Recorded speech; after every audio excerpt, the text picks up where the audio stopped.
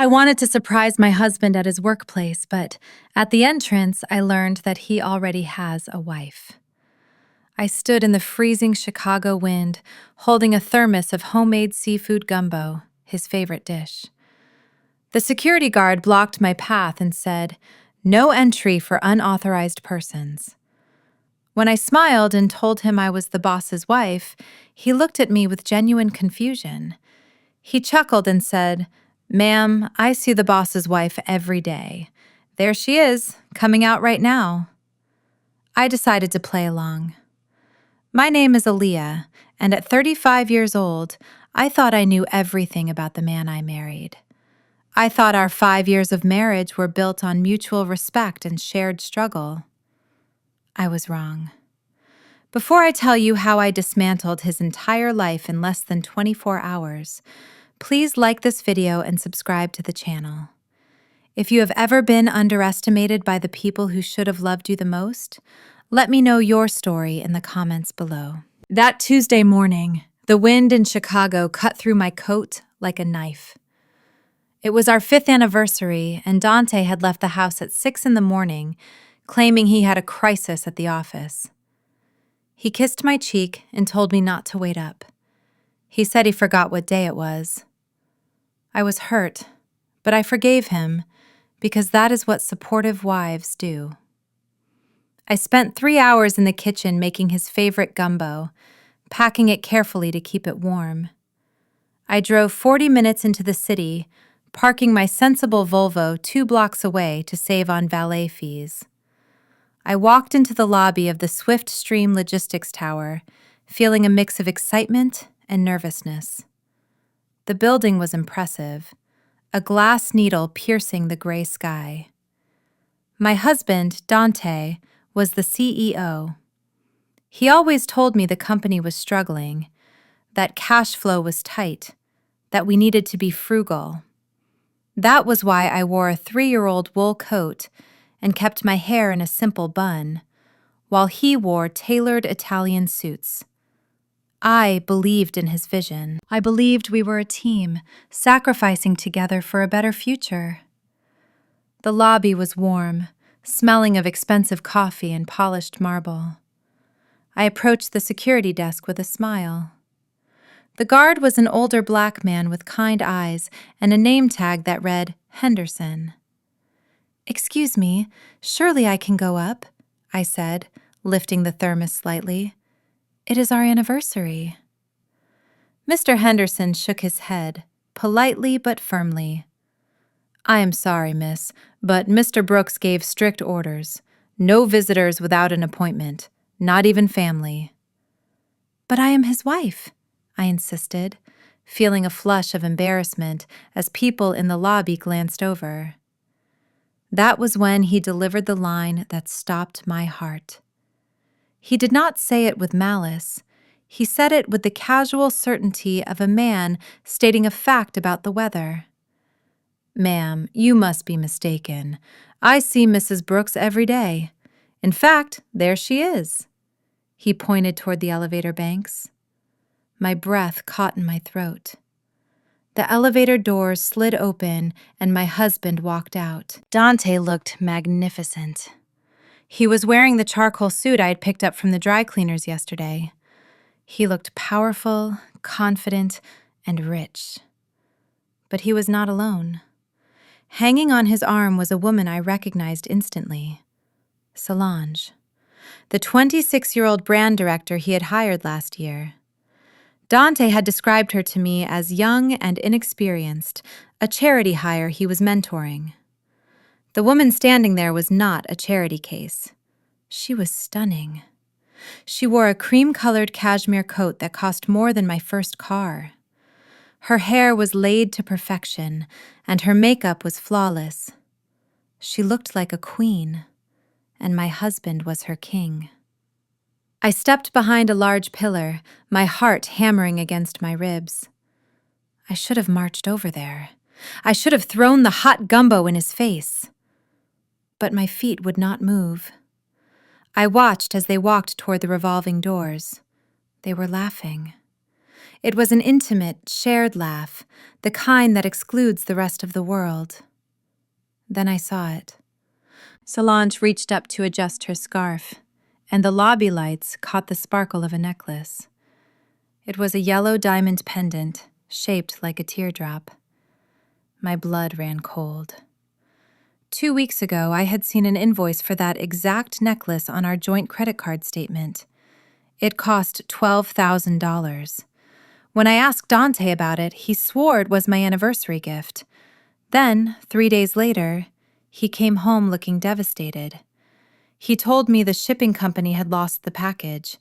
He said he was fighting with them for a refund, but the money was gone.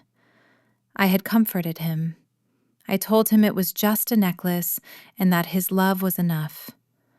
Now, that lost necklace was resting on Solange's neck. Dante leaned in and kissed her.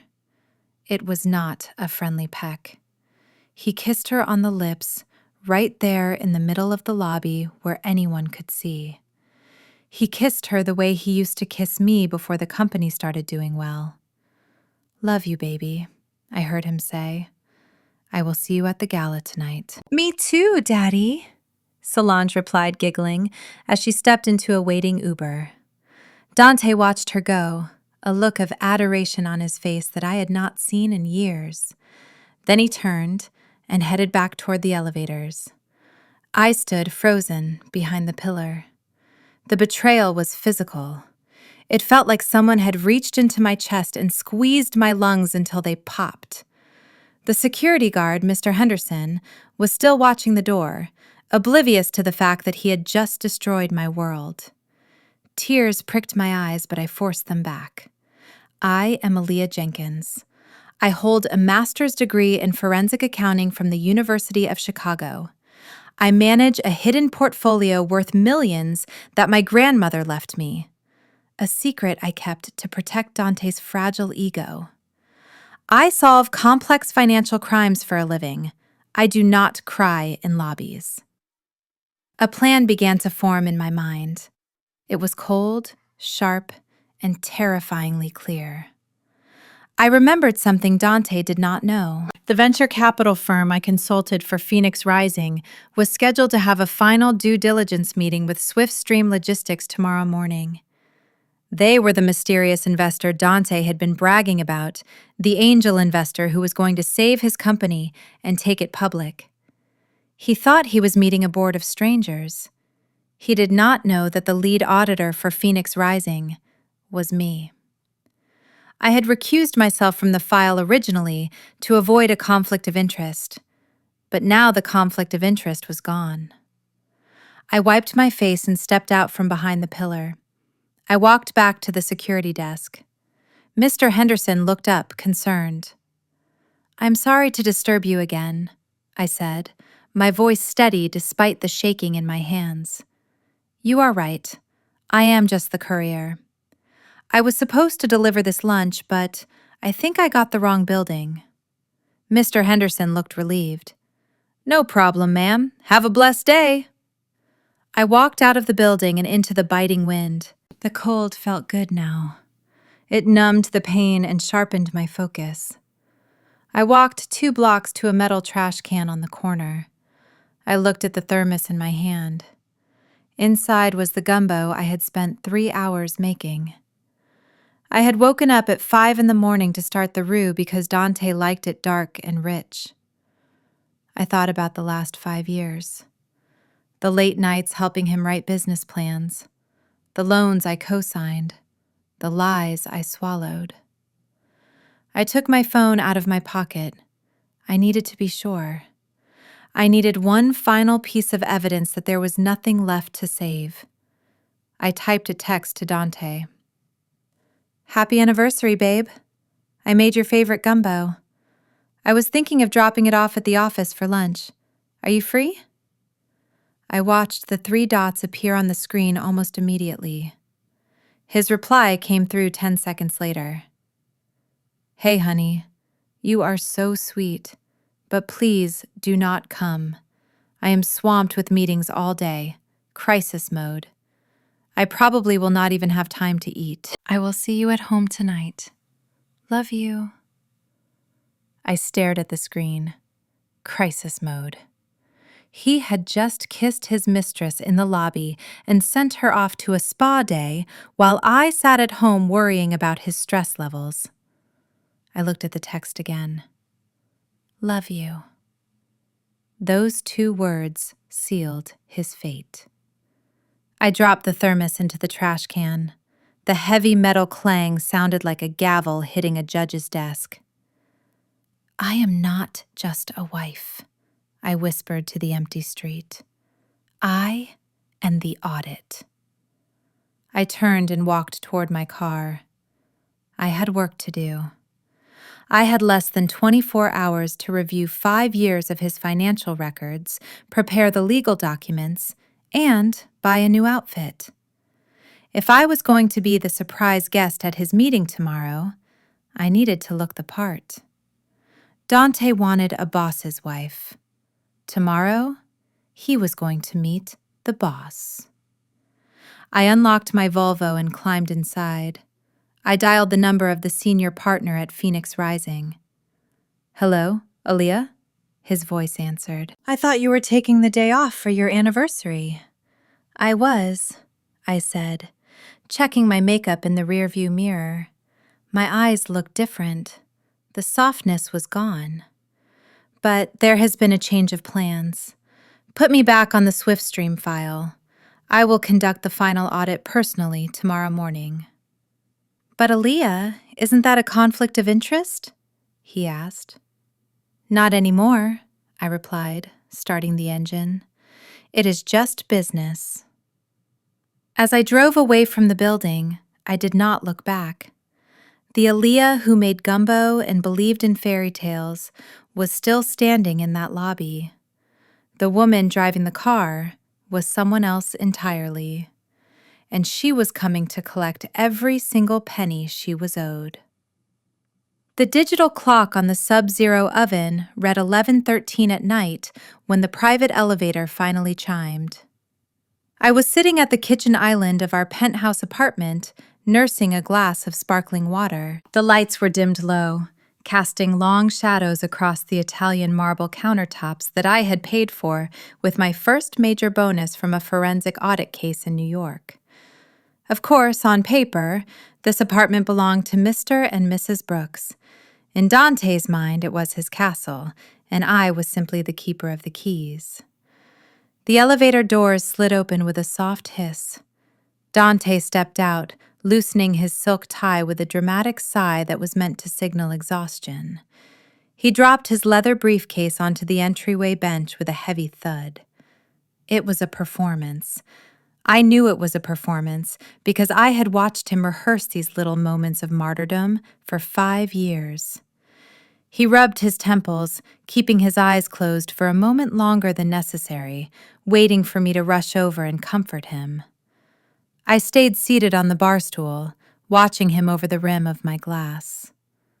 Hey, babe, he said, finally opening his eyes and feigning surprise at seeing me up. I thought you would be asleep. What a day. Absolute war zone out there. He walked toward me, and as he got closer, the scent hit me. It was not the smell of office coffee or stress sweat. It was a cloying mixture of expensive gin and a floral perfume that I recognized instantly. It was the same scent that had assaulted my nose in the lobby 12 hours ago. Jasmine and ambition. The scent of Solange.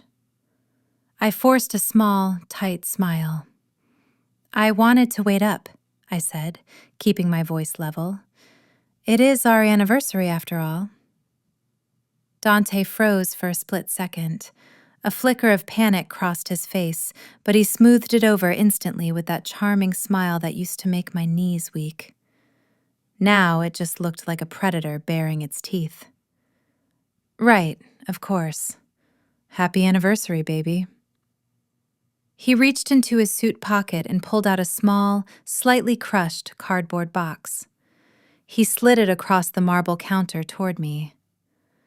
I am so sorry I missed dinner, he said, sounding almost convincing. The investors kept us late. Dealing with the Asian market means midnight conference calls. But I picked this up on the way home. Just a little something sweet for my sweet girl. I looked down at the box. It was a package of Russell Stover chocolates, the kind they sell at the 24-hour gas station on the corner. The plastic wrap was wrinkled, and there, staring up at me like a neon accusation, was a bright orange sticker that he had failed to peel off completely. It read, "Manager Special, 2 for $5. My husband, the CEO of a logistics company that was supposedly about to go public, had bought me discounted gas station candy for our 5th anniversary. Meanwhile, his mistress was wearing a $12,000 diamond necklace that had been charged to our joint account. The disrespect was so loud it was almost deafening. I picked up the box, turning it over in my hands. "Thank you, Dante," I said. "You should not have." I meant it. He really should not have insulted my intelligence like this. "I just wanted to get you something," he said, walking around the island to pour himself a drink. He grabbed the bottle of Macallan 18 that I had bought for his birthday last year. He did not ask if I wanted any. He just poured a heavy measure and downed half of it in one gulp. "So, how was your day?" he asked, not looking at me. "Did you do anything interesting?" The question hung in the air. I thought about the security guard. I thought about the thermos in the trash can. I thought about the phone call to the partners at Phoenix Rising. "Just the usual," I said. "Cleaned the house, did some laundry, watched a movie." "Good, good," he said, turning to face me, leaning his back against the counter. "It is good that you can relax. You have no idea how stressful it is right now, Aaliyah. The weight of this company is crushing me. Everyone wants a piece of me. The employees, the board, the vendors." He took another sip of whiskey, his eyes scanning my face, searching for sympathy. "I actually need to talk to you about something important," he said, his voice dropping to a serious register. Here it comes, I thought. The ask. "What is it?" I asked, playing the role of the concerned, supportive wife. "Cash flow is a little tight this month," Dante said, swirling the amber liquid in his glass. "Just a temporary hiccup. We have these massive contracts coming in from Dubai next quarter, but right now we are in a bit of a pinch with liquidity. I need to inject some capital to bridge the gap until the IPO launch." He paused, waiting for me to offer my savings. When I stayed silent, he cleared his throat and continued. "I was thinking about that property your grandmother left you, the beach house in Martha's Vineyard." My fingers tightened around the box of chocolates, crushing the cardboard slightly. That house was not just property. It was the only thing my grandmother had owned outright, a symbol of her triumph over a segregated system that had tried to keep her down. She had scrubbed floors for 50 years to buy that plot of land. I had promised her on her deathbed that I would never sell it. "What about it?" I asked, my voice dangerously quiet. "Well, it is just sitting there," Dante said, shrugging. "We hardly use it, and the market is high right now. I was thinking we could take out a second mortgage on it, just a home equity line of credit, maybe $300,000. I would pay it back in 6 months, with interest, double interest actually." He smiled as if he was doing me a favor. "It is a smart business move, babe. Leverage the asset, put the money to work." I looked at him, and for the first time, I saw him clearly. He was not a businessman. He was a gambler who had run out of chips and was now trying to bet with his wife's inheritance. He wanted me to mortgage my grandmother's legacy to fund his mistress's lifestyle and cover the holes in his sinking ship. I knew his financials better than he did. I knew that Swiftstream had not landed a contract in Dubai. I knew that the liquidity gap was actually a black hole caused by embezzlement and mismanagement. Giving him that money would be like throwing it into a furnace. But I could not say no. Not yet. If I said no tonight, he might panic. He might try to hide the books or destroy evidence before I could get into the office tomorrow.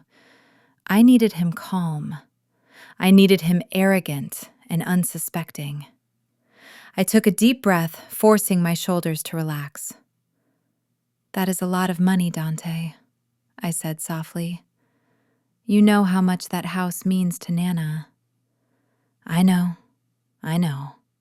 he said, moving closer, reaching out to stroke my arm. His touch made my skin crawl. "But think about our future, Aaliyah. Think about the life we are building. Once the IPO hits, we will be able to buy 10 houses in the vineyard. I am doing this for us, for our family." Family.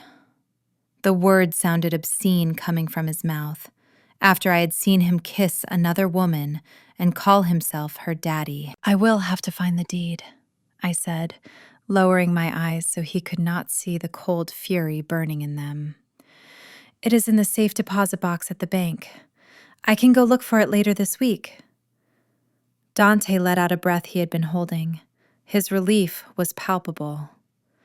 "You are the best, babe," he said, leaning down to kiss my forehead. "I knew I could count on you. You are my rock." He pulled back and down the rest of his drink. "I am going to jump in the shower," he said, loosening his tie further. "I smell like the city. Need to wash this day off." He walked past me toward the master bedroom. I listened to his footsteps fade down the hallway. A moment later, I heard the sound of the shower running. He was washing off the scent of Solange, preparing to climb into bed next to me, as if nothing had happened. I sat alone in the kitchen of my beautiful, expensive prison. I looked down at the box of chocolates again. 2 for $5. I stood up and walked to the trash compactor. I dropped the box inside, listening to the satisfying crunch as the machine crushed it into oblivion. Then I walked over to the floor-to-ceiling window, looking out at the Chicago skyline. Somewhere out there in that grid of lights was the Swiftstream office. Dante thought he had won. He thought he had successfully manipulated his naive wife into funding his fraud one last time. He thought he was going to sleep soundly tonight. He had no idea that he was sleeping next to the auditor. I pulled out my phone and opened my secure email app. I sent a message to my contact at the bank. Subject: urgent, freezing assets, body. Please prepare a full freeze order for all joint accounts held by Dante and Aaliyah Brooks, pending investigation for marital fraud.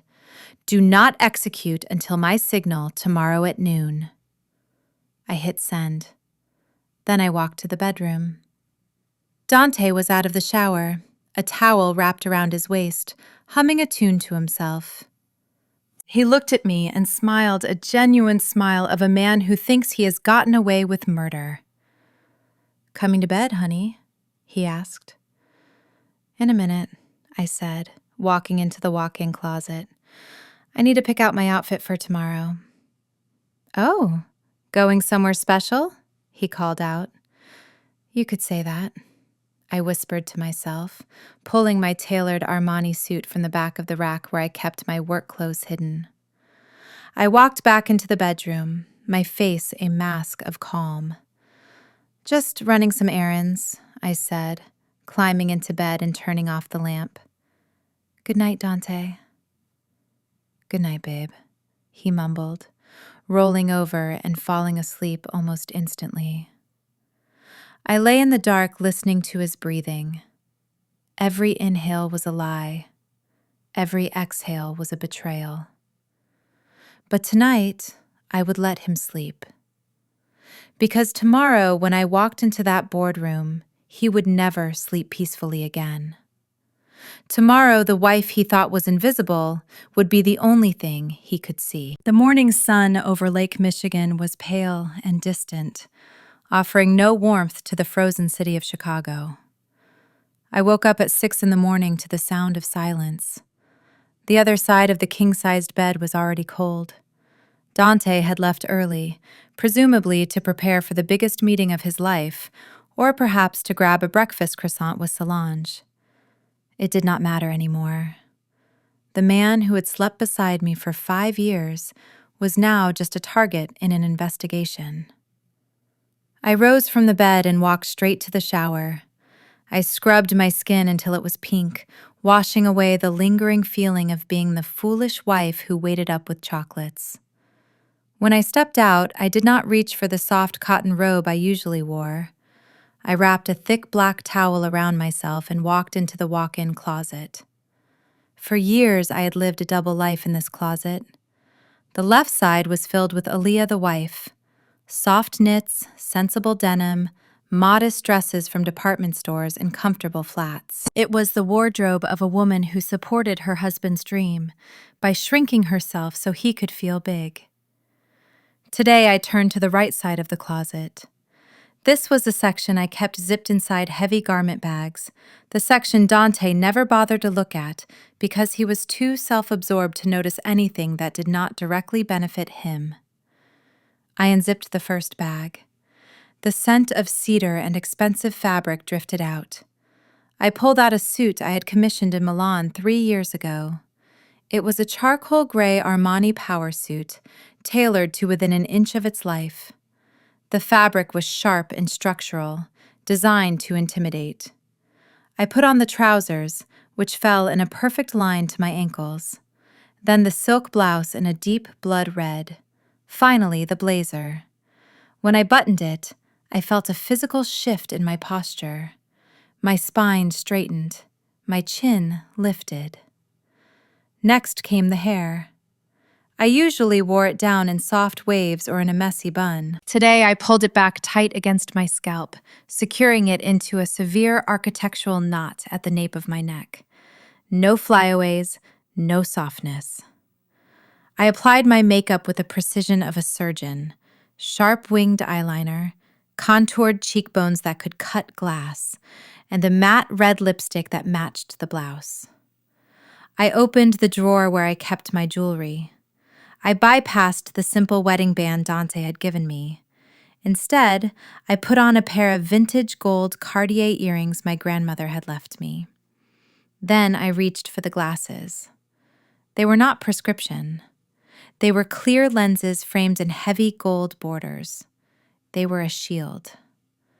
When I put them on, Aaliyah the wife disappeared completely. Staring back at me from the mirror was AJ, the senior auditor for Phoenix Rising. I looked at my reflection and whispered, "Showtime." I walked out to the living room and picked up my phone.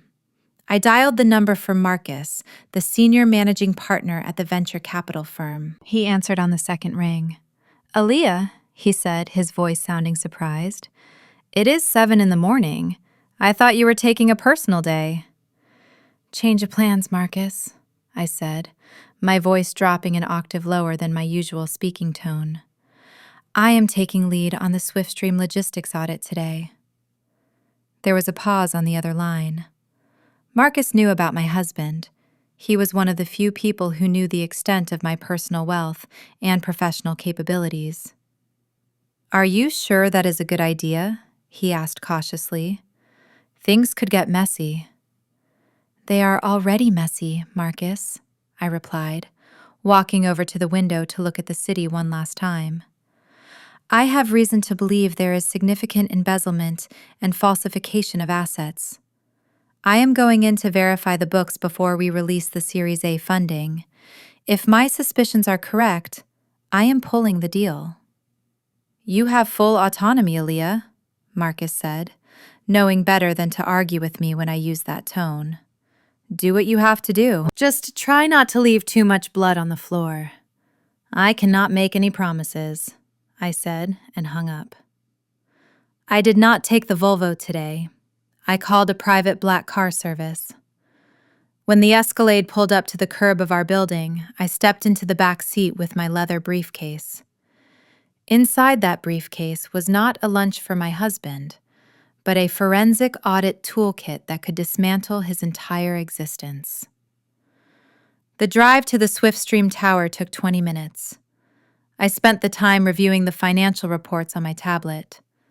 The numbers were sloppy. Revenue projections were based on contracts that did not exist.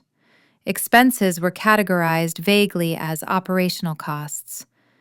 It was the work of an amateur trying to play in the big leagues. Dante and Solange had been treating the company bank account like a personal piggy bank, and they had not even been clever about hiding it. When the car pulled up to the glass entrance of the tower, my heart rate did not spike. I felt a cold calm settle over me. The driver opened the door and I stepped out.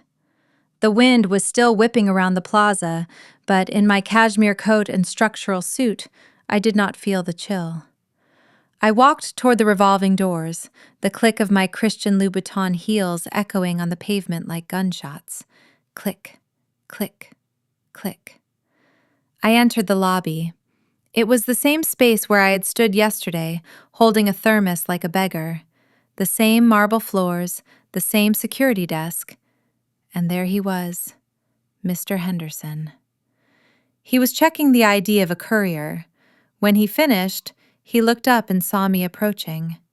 At first, there was zero recognition in his eyes. He saw a powerful woman in an expensive suit holding a briefcase. He straightened his posture, instinctively adjusting his uniform. "Good morning, ma'am," he said respectfully. "How can I help you?" I stopped right in front of the desk and lowered my gold-rimmed glasses just an inch so he could see my eyes. "Good morning, Mr. Henderson," I said, using the same warm tone I had used yesterday. He froze. He blinked once, then twice. He leaned in, slightly squinting at me. Then his jaw dropped. "Mrs. Brooks," he whispered, his eyes widening in disbelief. I put a finger to my lips. "Not today, Mr. Henderson. Today I am Mrs. Jenkins, or AJ if you prefer." I reached into my briefcase and pulled out a sleek black card with gold lettering. It was the VIP clearance pass that Phoenix Rising had issued for their top-tier auditors. It granted me unrestricted access to the executive floors and the server rooms. I slid the card across the marble counter toward him. "I believe I have an appointment with the CEO," I said, a small smirk playing on my lips. "And this time, I am definitely on the list." Mr. Henderson looked at the card, then back at me. A slow, knowing smile spread across his face. He remembered the humiliation I had suffered yesterday. He remembered Solange parading through his lobby. He was a good man, and he knew a reckoning when he saw one. He picked up the card and scanned it. The light on the turnstile turned green. "You certainly are, Miss Jenkins," he said, handing the card back to me with a nod of respect. "They are waiting for you in the boardroom on the 40th floor. Give 'em hell." I took the card and slid my glasses back up the bridge of my nose. "Thank you, Mr. Henderson," I said. "I intend to." I walked past the security desk and toward the elevators. I did not hide behind a pillar this time.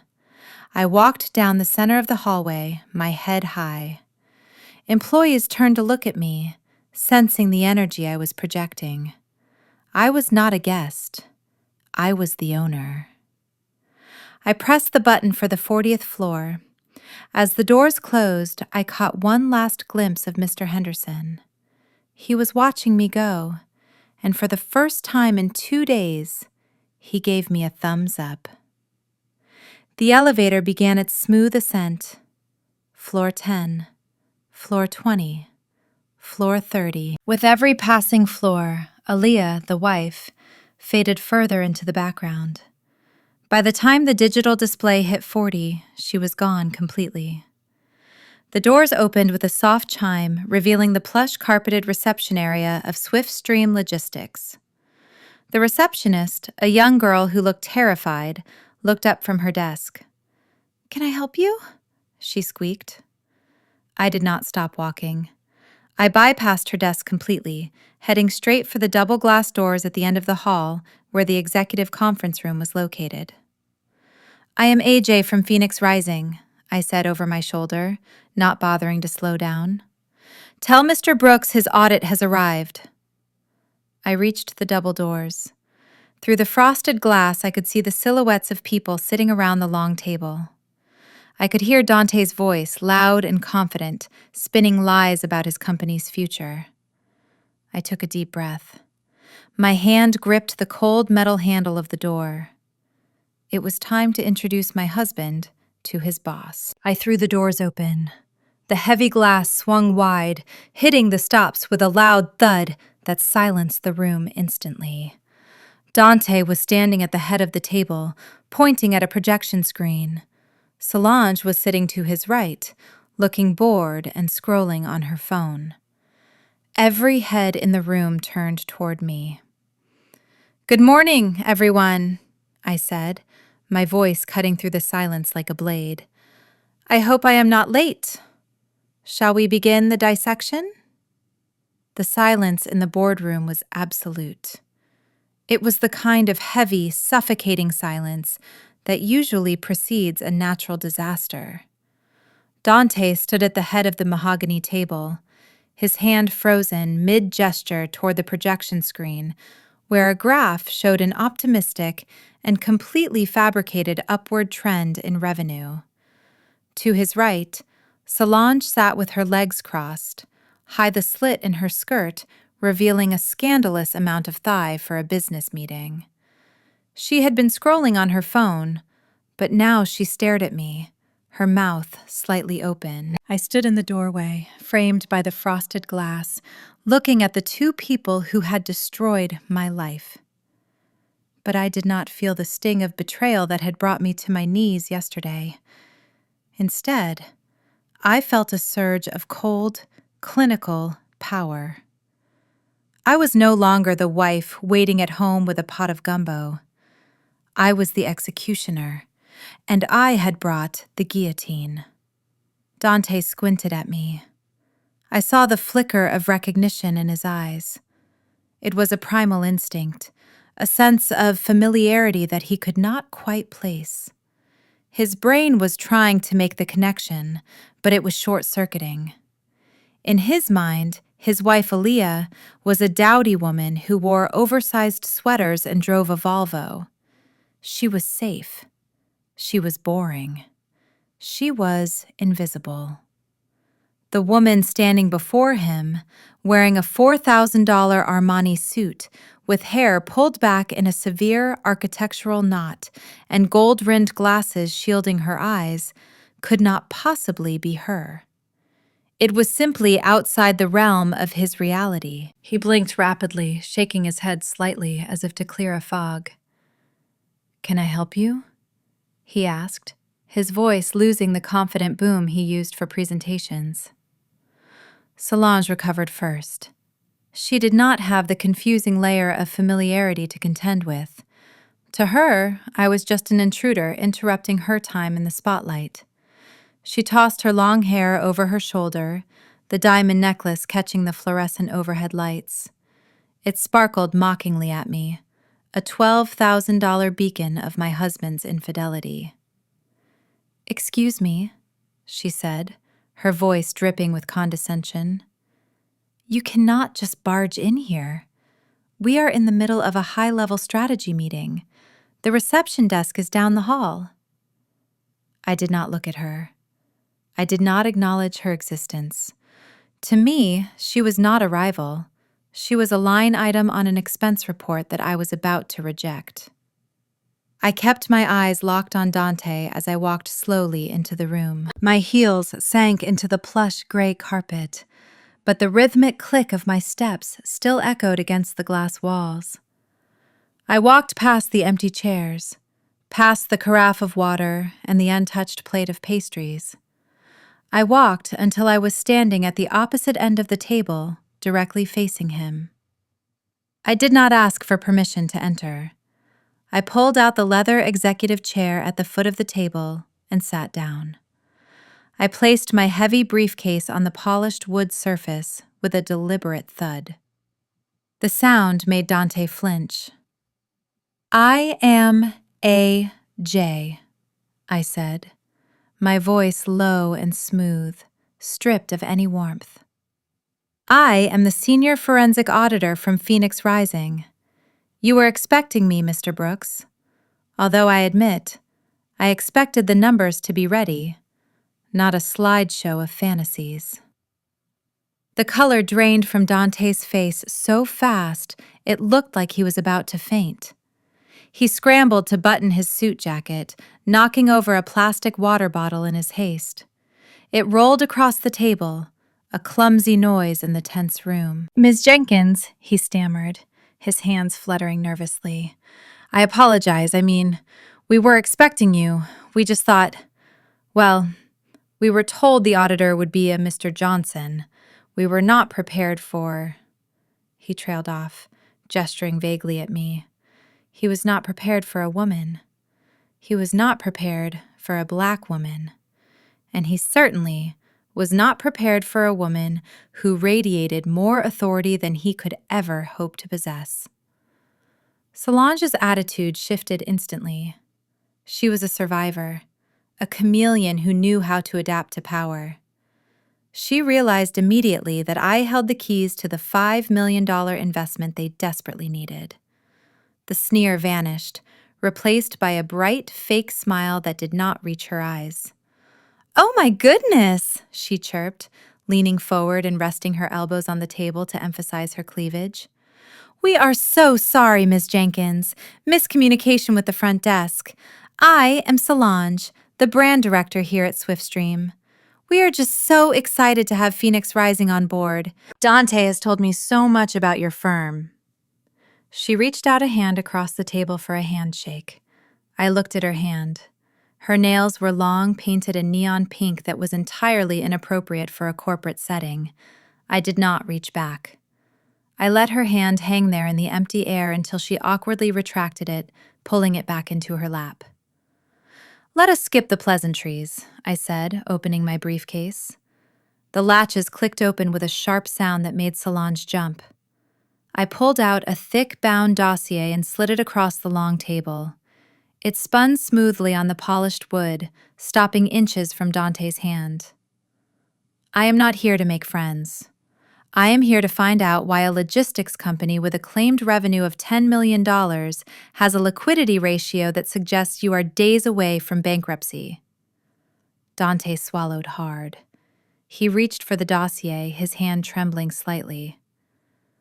"That is not accurate, Ms. Jenkins. Our cash flow is just tied up in expansion. We are opening new hubs in the Midwest." "Expansion," I repeated, raising a single eyebrow. "Is that what we are calling it now?" I opened my own copy of the file and pulled a gold pen from my pocket. "Let us look at the Q3 expense reports," I said, flipping to page 12.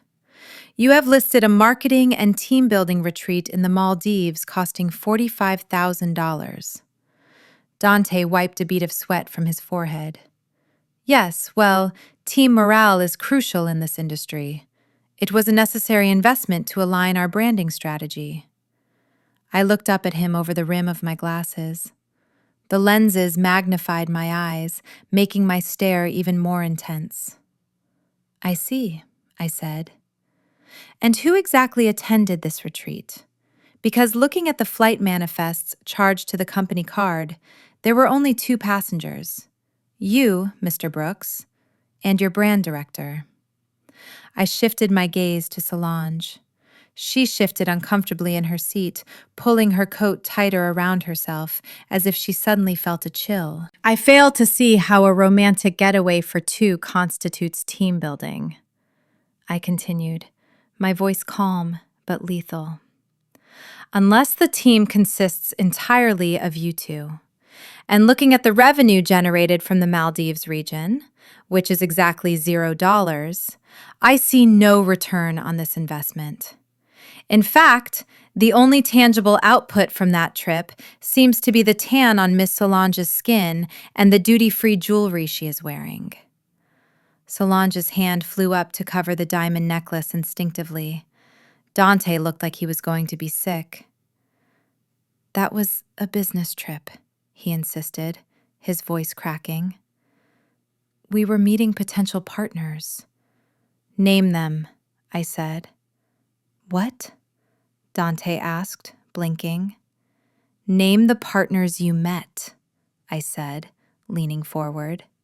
Give me a name, a company, a contact. If you met partners, there will be emails, there will be meeting minutes, there will be letters of intent. Show them to me. Dante opened his mouth, but no sound came out. He looked at Solange for help, but she was busy studying the grain of the wood on the table, terrified to meet my eyes.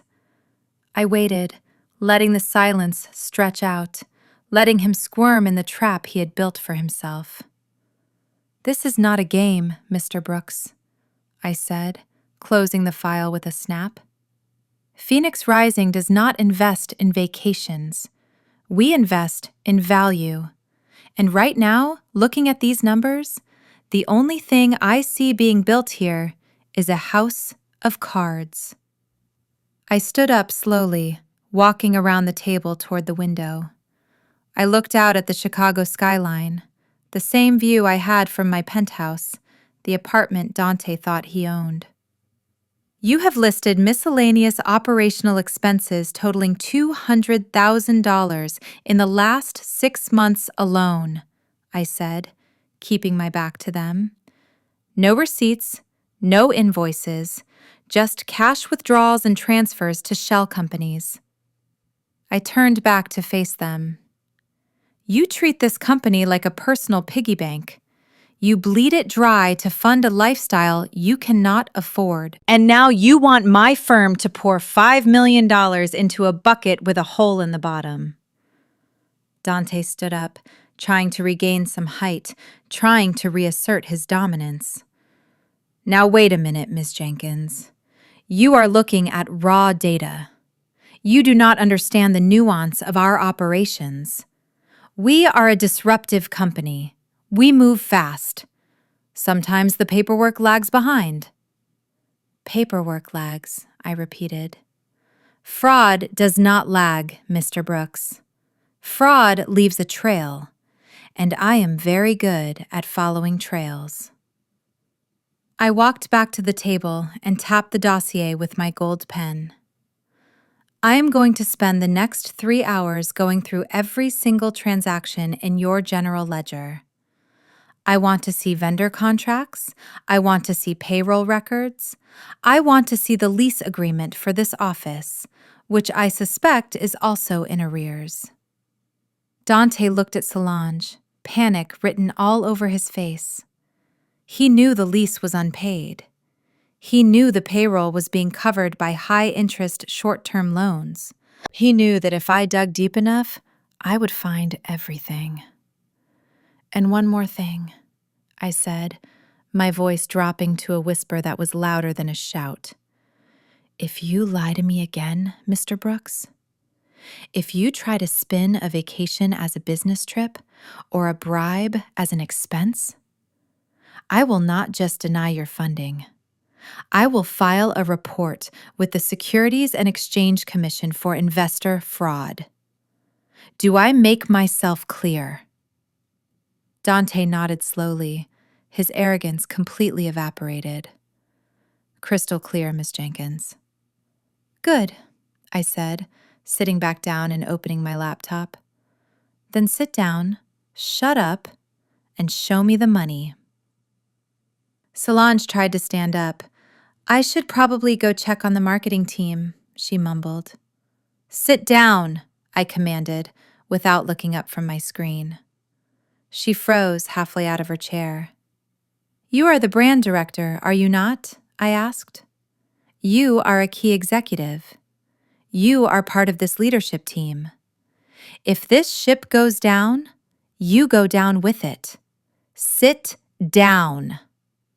Solange sank back into her chair, looking small and defeated. For the first time since I had walked in, she looked less like a queen and more like a scared child who had been caught stealing from the cookie jar. I typed my password into the laptop. It was the date of our wedding. a small private irony that only I could appreciate.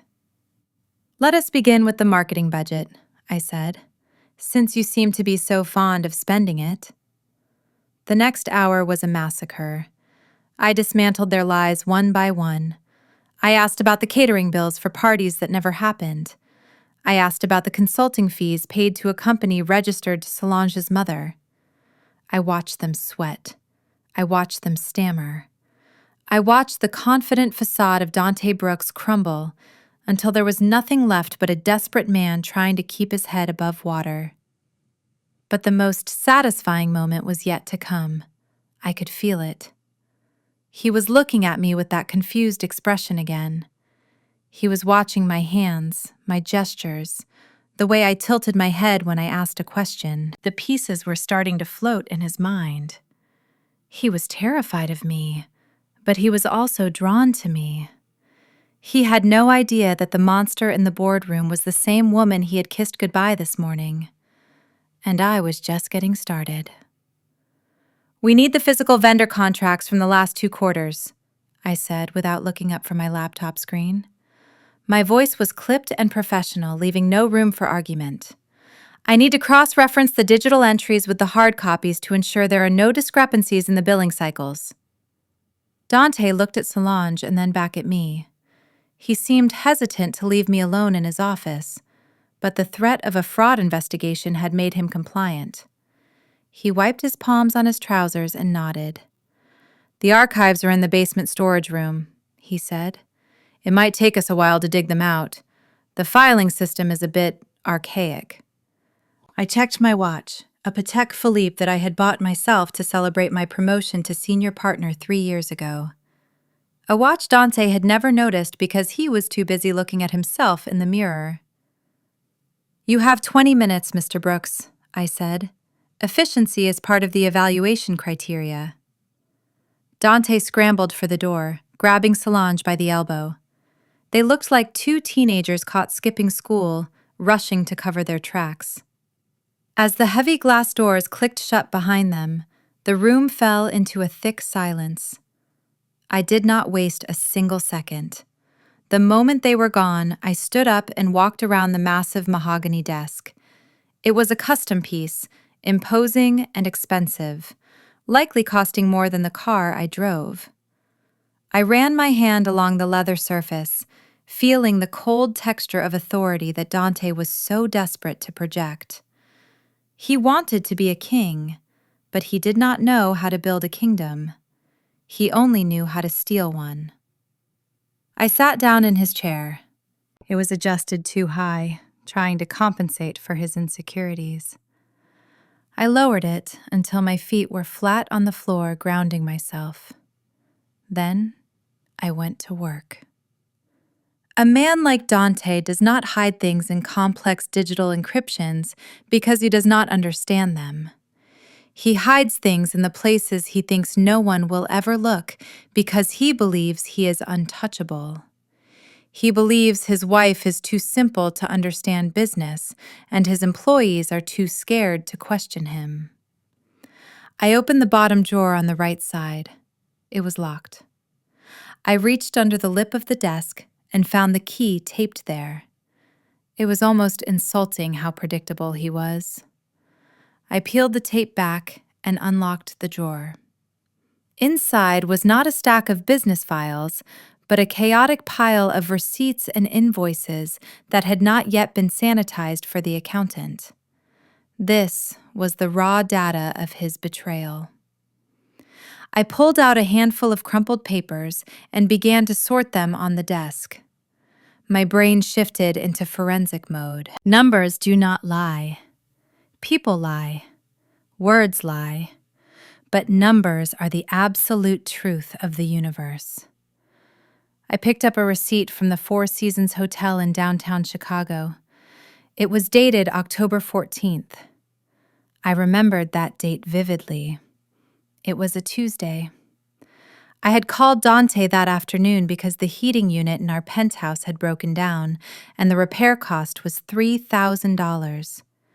He had screamed at me over the phone, telling me we did not have the liquidity for repairs and that I should just put on an extra sweater. He told me he was in Detroit meeting with automotive suppliers and would not be home for 2 days. I looked at the receipt in my hand. He was not in Detroit. He was 3 miles away in the presidential suite of the Four Seasons. The bill came to $4,500 for 2 nights. Room service charges included champagne oysters and a spa package for 2. He had forced his wife to sleep in a freezing apartment while he drank champagne in a bubble bath with his mistress. I felt a cold rage spread through my chest, but my hands remained steady. I took a photo of the receipt with my secure work phone, uploading it directly to the cloud evidence file. I reached back into the drawer and pulled out a glossy invoice from a luxury boutique. It was for a Hermes Birkin bag. The price listed was $18,500. The date was 3 months ago. I scanned the invoice, looking for the payment method. It was paid using the company corporate card, ending in 5549. But it was the handwritten note in the margin that made my stomach turn. In Dante's messy handwriting, he had scribbled, "Q3 marketing expense, client gift for Dubai account." He had categorized a handbag for his mistress as a marketing expense. He was writing off his infidelity as a tax deduction. I closed my eyes for a brief moment, letting the absurdity of it wash over me. He was not just cheating on me. He was stealing from the government. He was stealing from his investors.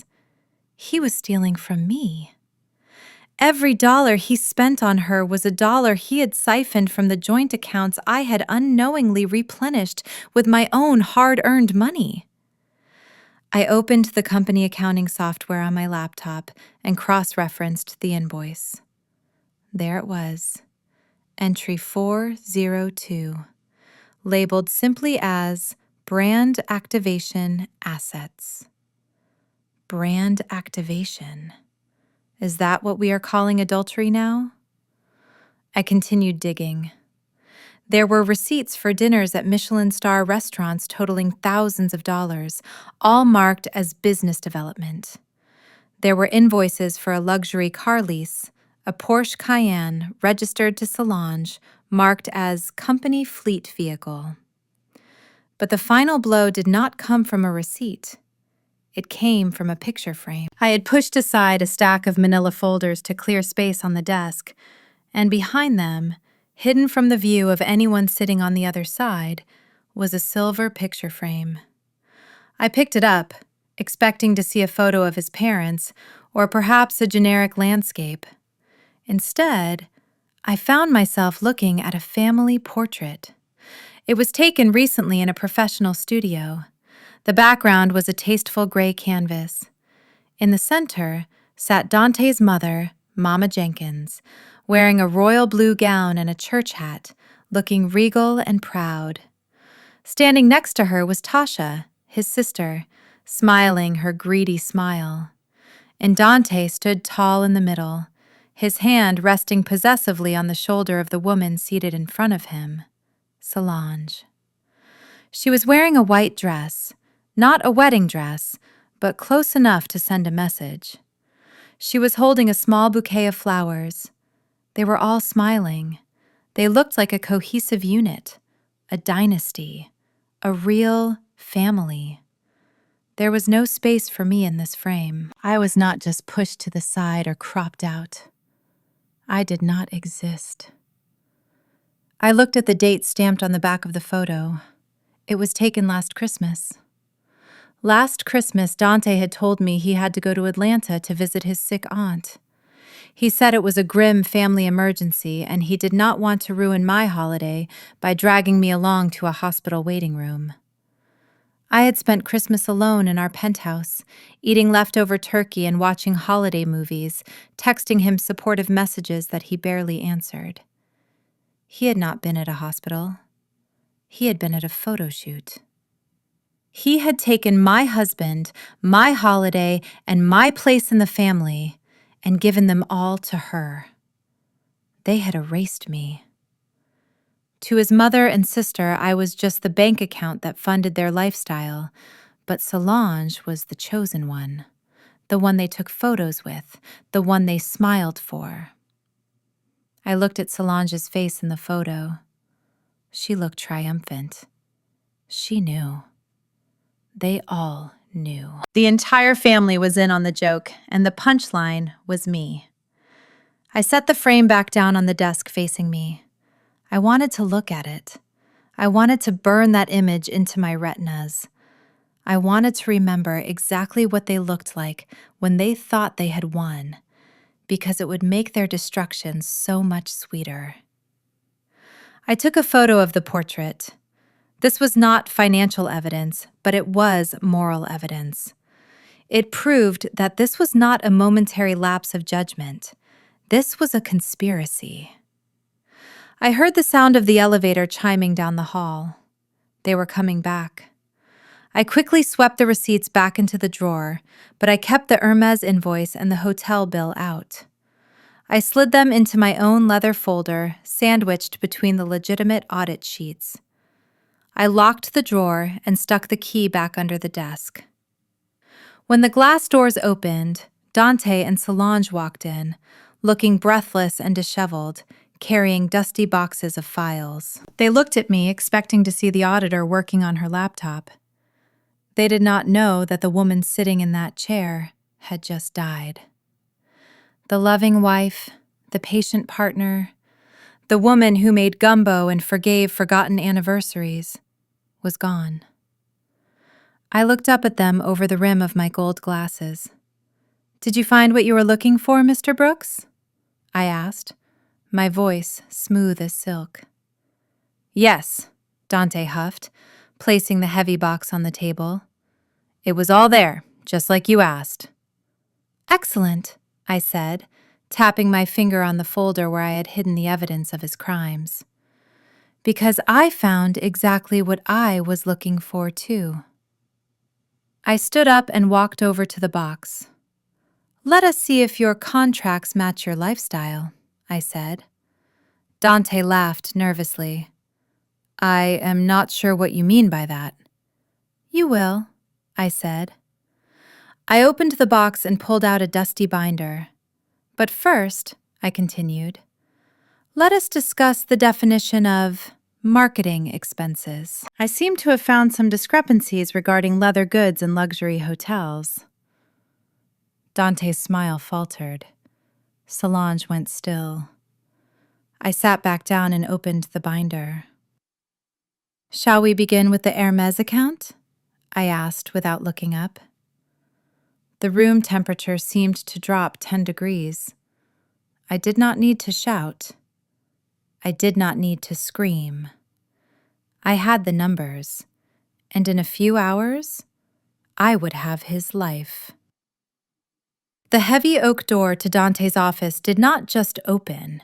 It flew open with the kind of entitlement that only a spoiled sibling could muster.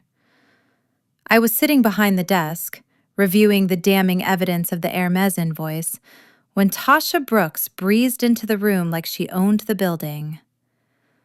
Dante's younger sister was 30 years old, but she moved through the world with the chaotic energy of a teenager who had never been told no. She was wearing a neon green tracksuit that I recognized from a high-end streetwear brand. It cost more than most people's mortgage payments. Her hair was styled in elaborate floor-length braids, and she was chewing gum with an open mouth, making a snapping sound that grated against my nerves instantly. I did not look up immediately. I kept my eyes on the paperwork, letting her presence wash over me like a bad smell. I knew Tasha well. Or rather, I knew the version of Tasha she allowed me to see. The Tasha who came to my house for Thanksgiving dinner, ate my food, and made backhanded compliments about my cooking.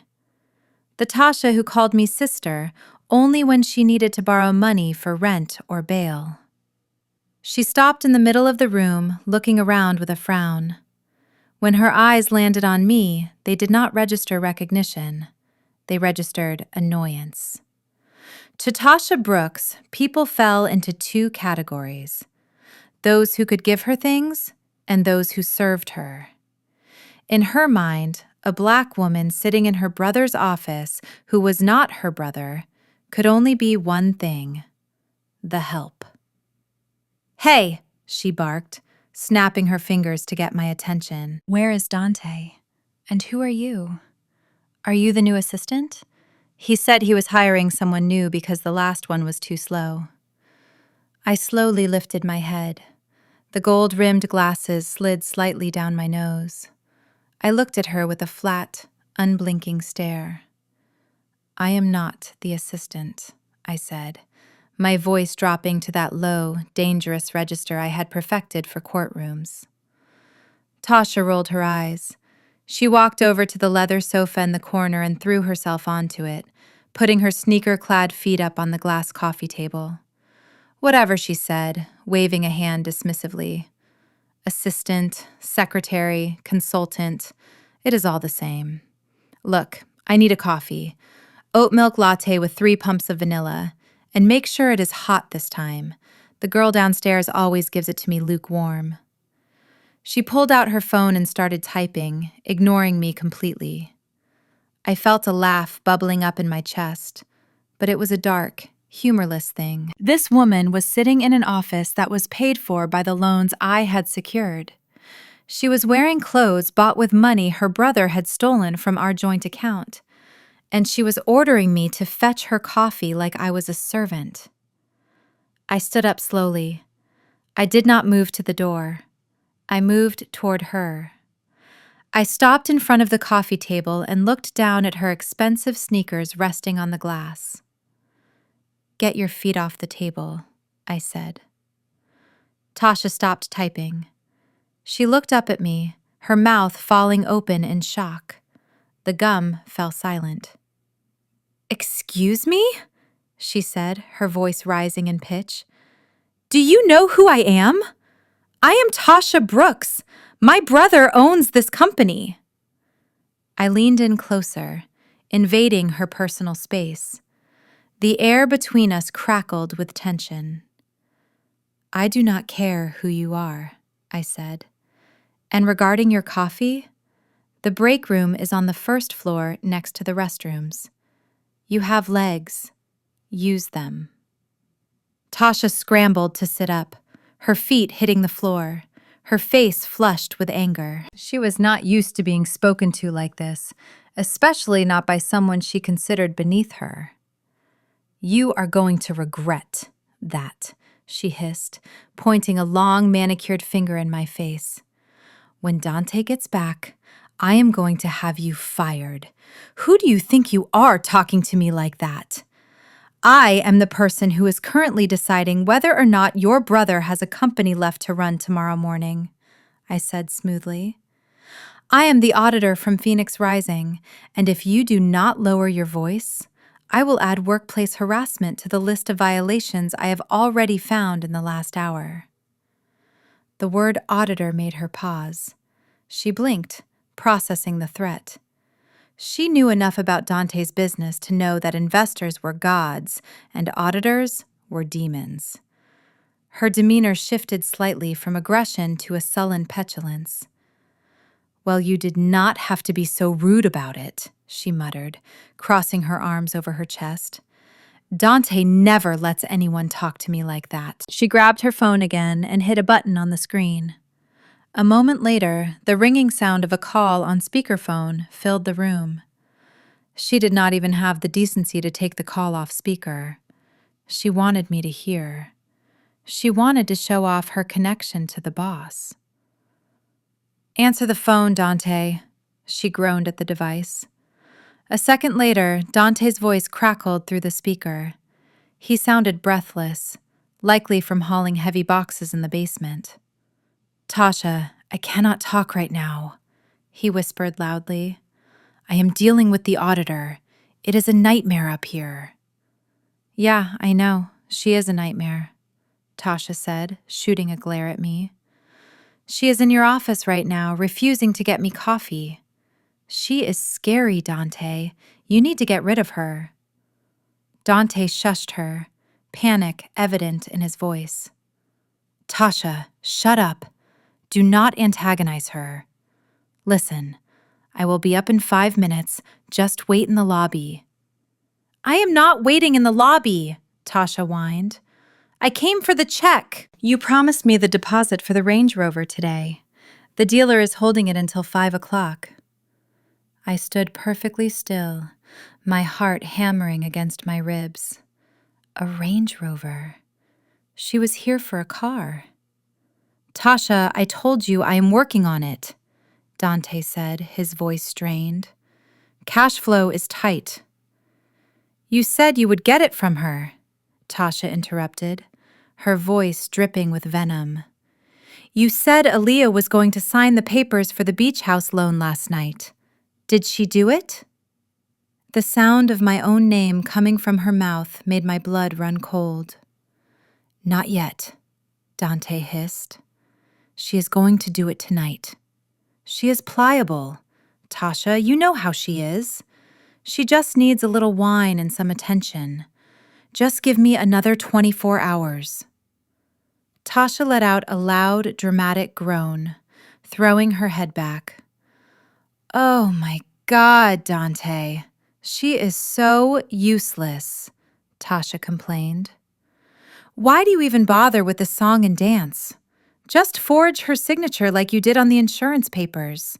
She is too stupid to notice anyway. She spends all day looking at spreadsheets for other people and cannot even see what is happening in her own house. I felt like I had been punched in the gut.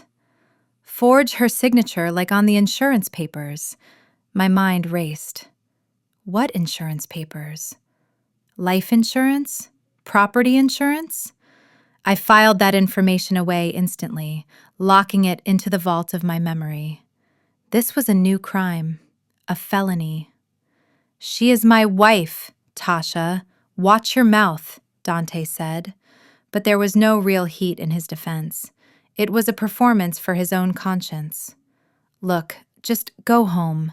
I will Venmo you $5,000 to hold the car. I will get the rest from the company account once the auditor leaves. $5,000 is not enough, Tasha snapped. But whatever, just hurry up. This lady is staring at me and she looks like she wants to eat me. I was staring at her. I was staring at her with the intensity of a wolf looking at a wounded rabbit. I was memorizing every line of her face, every piece of jewelry she wore, every word she had just spoken. She called me stupid. She called me useless. She suggested forging my signature. This was the girl whose college tuition I had paid off secretly so she would not start her adult life in debt. This was the girl whose bail I had posted 2 years ago when she got arrested for shoplifting a pair of sunglasses.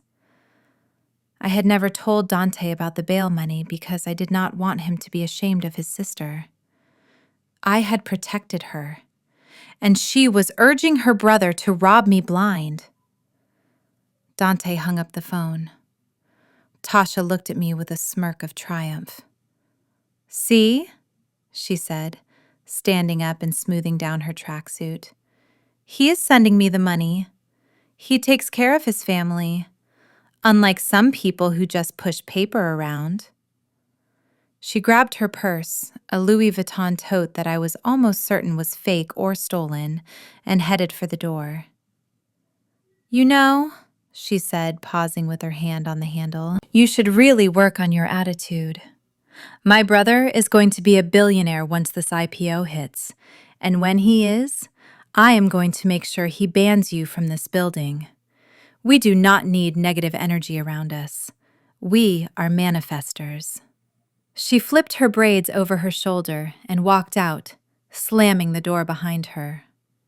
I stood alone in the silence of the office. The air felt heavy and toxic. Manifestors. They called themselves manifestors. I walked over to the window and looked down at the street. I watched as a small figure in neon green exited the building and got into a waiting Uber. She was right about one thing. Dante was going to take care of his family. I turned back to the desk. I picked up my phone and opened the banking app for the joint account. I saw a pending transaction. $5,000. Transfer to Tasha Brooks. Memo. Consulting fee. I did not cancel it. Not yet. I wanted the transaction to clear. I wanted the paper trail to be complete. I sat back down in Dante's leather chair. I felt a strange sense of calm settling over me. The hurt was gone. The shock was gone. All that was left was clarity. They thought I was stupid. They thought I was blind. I opened my laptop and pulled up the file labeled Insurance Policies. I needed to find out what signature he had forged. If Tasha wanted a Range Rover, she was going to have to drive it to visiting hours at the federal penitentiary. Because after today, the only thing the Brooks family was going to manifest was a long prison sentence. I heard the elevator ding again. Heavy footsteps approached the door. Dante was back. I closed the insurance tab and opened a fresh spreadsheet. I adjusted my glasses and clasped my hands on the desk. "Come in, Mr. Brooks," I said to the closed door. "I hope you brought your checkbook." The door opened and Dante walked in, looking sweaty and nervous. He forced a smile when he saw me. "Sorry about that," he said, wiping his forehead. "Family drama, you know how it is." I looked at him and smiled a shark's smile. "Oh, I do know, Mr. Brooks," I said softly. "Believe me, I know exactly how it is. Now, let us talk about your sister's consulting fees, shall we?" The door opened again, but this time there was no chaotic energy. Instead, there was a suffocating air of unearned confidence. Connor, Tasha's husband, and Dante's so-called general counsel strolled into the room. He was a man of average height and average intelligence who had built an entire personality around being superior to everyone else in the room. He wore a navy blue suit that fit him poorly around the shoulders, and he carried a leather folio as if it contained the nuclear codes. I knew Connor well. I knew him as the man who sat at my Thanksgiving table and made jokes about affirmative action while eating the turkey I had paid for. I knew him as the man who constantly corrected my grammar, even though I had published papers in economic journals and he had barely passed the bar exam on his third try. To him, Aaliyah Brooks was just Dante's quiet wife, a diversity box that Dante had checked. He had never bothered to ask me about my education or my career because, in his mind, women like me did not have careers. We had jobs. He did not recognize me. Why would he? He had never truly looked at me. Connor walked straight to Dante, ignoring me completely at first. "Dante, I saw Tasha downstairs," he said, his voice loud and booming. "She is upset, man. You need to handle that. And what is this I hear about an auditor giving you a hard time? I told you I handled the compliance paperwork." Dante looked pale. He gestured frantically toward me. "Connor, this is Miss Jenkins from Phoenix Rising." Connor turned to me slowly, a smirk playing on his thin lips. He looked me up and down, not with professional appraisal, but with a dismissive arrogance. "Ah, yes, the auditor," he said, extending a hand that felt limp and clammy. "I am Connor Walsh, General Counsel for Swiftstream. You can direct all your questions to me, sweetheart. I do not want you bothering the CEO with administrative trivia." Sweetheart. I looked at his hand, but I did not take it. I adjusted my glasses and stared at him until the smirk faltered. "Ms. Jenkins," I corrected him. my voice ice cold.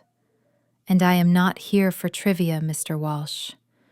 I am here to determine if this company is a legitimate business or a lawsuit waiting to happen. And judging by the employment contracts I just reviewed, I am leaning toward the latter. Connor let out a short, condescending laugh. He pulled out a chair and sat down without asking, spreading his legs wide in a display of dominance that was, frankly, pathetic. I drafted those contracts myself, he said, leaning back. They are ironclad. I went to law school, Ms. Jenkins. I know what I am doing. I picked up the document on top of the pile.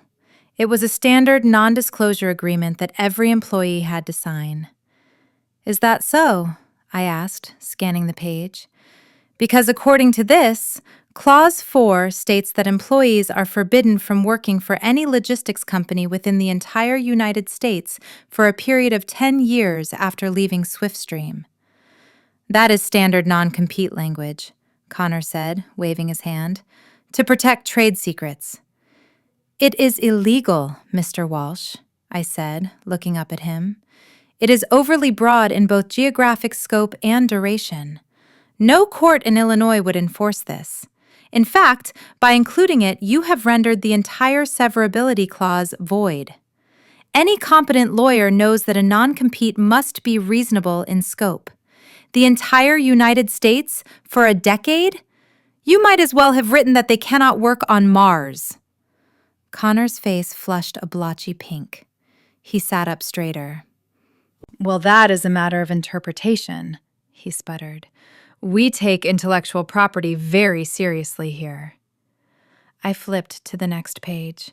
And here in Clause 9, I continued, you have cited the California Labor Code Section 2802 regarding employee reimbursement.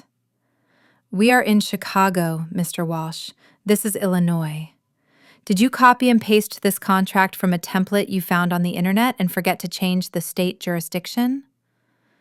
Dante turned to look at Connor, his eyes wide with horror. Connor stammered, his mouth opening and closing like a fish out of water. It is a standard template, he argued, his voice rising. The principles are the same. The laws are not the same, I snapped, slamming the document down on the desk. You have exposed this company to massive liability.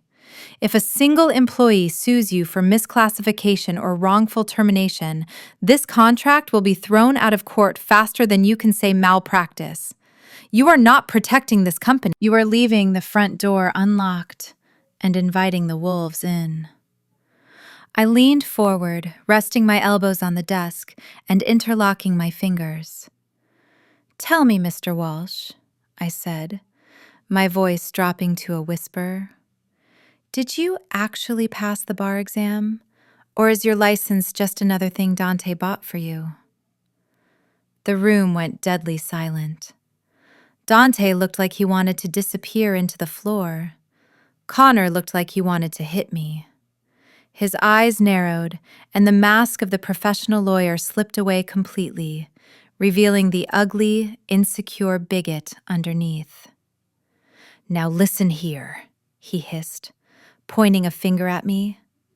I do not know who you think you are, coming in here with your fancy suit and your attitude, trying to lecture me. I have been practicing law for 5 years. I know my job. You have been practicing negligence for 5 years, I countered. And today, the practice is over.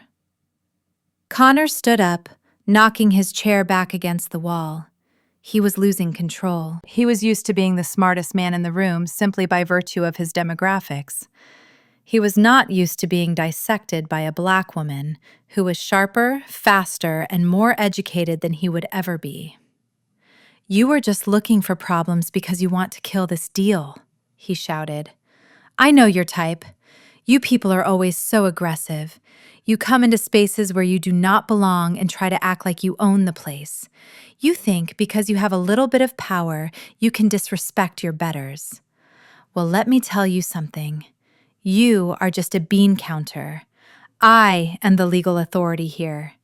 You should learn your place and stay in your lane." There it was. You people, aggressive, your betters, learn your place. He had checked every box on the racism bingo card in under 30 seconds. I did not flinch. I did not yell back. I simply reached out and tapped the screen of my phone, which was lying face up on the desk. The recording app had been running since he walked in. "Thank you, Mr. Walsh," I said calmly. "I think I have everything I need." "What is that?" he asked, looking at the phone.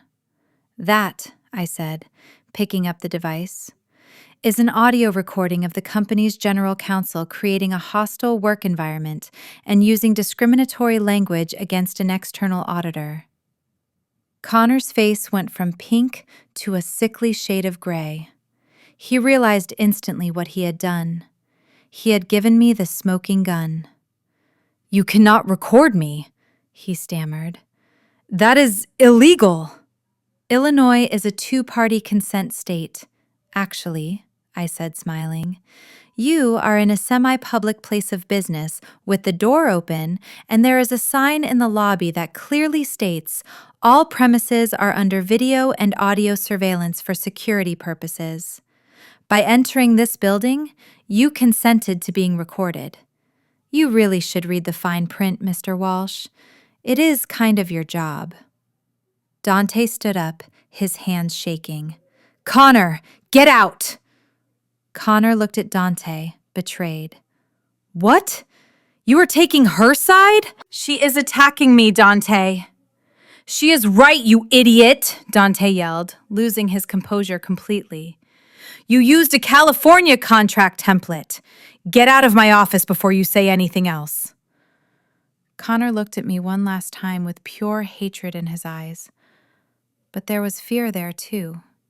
Deep, primal fear. He grabbed his folio and stormed out of the room, slamming the door so hard the glass walls rattled. I watched him go, feeling a deep sense of satisfaction. For years, I had listened to his passive-aggressive comments at family dinners. I had swallowed his insults for the sake of keeping the peace. Today, I had stripped him naked in front of his boss and exposed him for the fraud he was. I turned back to Dante. He was slumping in his chair, looking defeated. "Your legal counsel seems to be as incompetent as your accounting department," I said coolly. Dante put his head in his hands. "Look, Ms. Jenkins, I can explain. Connor is family. I tried to help him out. He needed a job. So you hired an unqualified lawyer to run your legal department because of nepotism," I asked. "And you hired an unqualified mistress to run your brand because of lust. Is there anyone in this building who was actually hired for their skills?" Dante looked up at me, his eyes pleading. "I built this company from nothing. I work hard. I just made some bad hiring decisions. Please, do not let this destroy the deal. We can fix the contracts. We can fire Connor. Just give me a chance." I looked at him, the man I had vowed to love and cherish. He was willing to throw his brother-in-law under the bus, just like he had thrown me under the bus 1,000 times. There was no loyalty in him, only survival. "I am afraid it is not that simple, Mr. Brooks," I said, "because the employment contracts are just the tip of the iceberg." I turned my laptop screen toward him. "Now, let us talk about the insurance policies, specifically the life insurance policy you took out on your wife, Aaliyah Brooks, 3 months ago. The one with a $5 million payout in the event of accidental death." Dante froze. He stopped breathing. "I saw the signature here," I said, pointing to the screen. "It looks like her signature, but I have analyzed the handwriting. The slant is wrong. The pressure points are wrong. It looks remarkably like the signature on these fake vendor contracts you signed." I leaned in closer, my voice dropping to a whisper. Did your wife know she was worth $5 million dead, Mr. Brooks? Or was that going to be your next surprise for her after the anniversary gift? Dante opened his mouth, but no sound came out. He looked at me with absolute terror. He realized that this was not just an audit anymore. This was an interrogation, and he was the prime suspect in a murder plot that hadn't happened yet. I sat back in my chair, crossing my legs. You have a lot of explaining to do, Dante, and I suggest you start talking fast, because I am the only person in this room who can keep you out of handcuffs, at least for the next hour. The air in the office was thick with unsaid threats when Dante suddenly clapped his hands together and put on his best salesman smile. He checked his watch, a flashy gold Rolex that I knew for a fact was a high-quality replica, and declared that it was time for lunch. He insisted that we continue our discussion over a meal, claiming that he did his best negotiating on a full stomach. I knew exactly what he was doing. He wanted to get me out of the office, away from the filing cabinets and the damning paper trails. He wanted to get me into a neutral environment where he could ply me with expensive wine and charm me into overlooking the felonies I had just uncovered. I agreed to go, not because I was hungry, but because I wanted to see how far he would go. I wanted to see exactly how much company money he was willing to burn to save his own skin. Solange immediately stood up, grabbing her purse. "I am coming too," she announced, hooking her arm through Dante's. As brand director, it is important that I am present for any high-level strategy discussions. Dante looked like he wanted to argue. He knew that bringing his mistress to a business lunch with an auditor was a tactical error, but he was too weak to tell her no. He gave a tight nod and we headed for the elevator. We took the company car, a sleek black Mercedes S-Class that was leased in the company name. Solange immediately claimed the front passenger seat, adjusting the mirror to check her lipstick, leaving me in the back. It felt strangely appropriate. I sat in the rear right seat, the traditional power position for a VIP, while Dante drove like a chauffeur. When we pulled up to the restaurant, my breath caught in my throat. It was the Gilded Lily. This was not just any steakhouse. This was the most exclusive restaurant in Chicago. It was the place where you had to book a table 3 months in advance. It was the place I had begged Dante to take me for our 5th anniversary. I had sent him the link to the menu weeks ago. I had shown him pictures of the interior, and yesterday when he told me he had forgotten our anniversary, he had claimed he could not get a reservation anywhere decent on such short notice. Yet here we were. He tossed the keys to the valet with a casual familiarity that made my stomach turn. We walked inside, and the maitre d', a snooty Frenchman named Henri, lit up when he saw Dante. "Ah, Monsieur Brooks!" he exclaimed, clapping his hands. "So good to see you again, and Madame Brooks looking lovely as always." He was not looking at me. He was bowing to Solange. I felt a cold shock run through my veins. Madame Brooks. They called her Madame Brooks. This was not the first time they had been here. This was their regular spot. He had brought her here so often that the staff thought she was his wife. Solange giggled and waved her hand. "Thank you, Henri. We have a guest today, so we need the corner booth, the quiet one." "Of course, madame. Right this way," Henri said, leading us through the dining room. I walked behind them, watching Solange sashay through the tables, greeting a few people she recognized. She was living my life. She was eating my dinners, driving my car, and wearing my title. We were seated at a semi-private booth upholstered in velvet. Dante sat next to Solange, leaving me on the opposite side. It looked like a double date where my date had stood me up. Dante ordered a bottle of Screaming Eagle Cabernet without asking the price. It was a $3,000 bottle of wine. I knew because I handled the finances. He was trying to impress me, trying to show me that Swiftstream was flush with cash. "So, Ms. Jenkins," Dante started once the wine was poured, "I know we got off on the wrong foot this morning. I admit, my filing system is a bit chaotic, but I assure you the fundamentals of this business are strong. We are building something revolutionary here." I took a slow sip of the wine. It was exquisite. It tasted like blackberries and betrayal. "Chaos is one word for it, Mr. Brooks," I said, setting the glass down. "Fraud is another."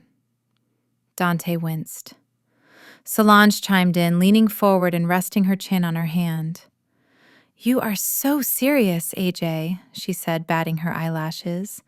"You need to relax. Dante is a genius.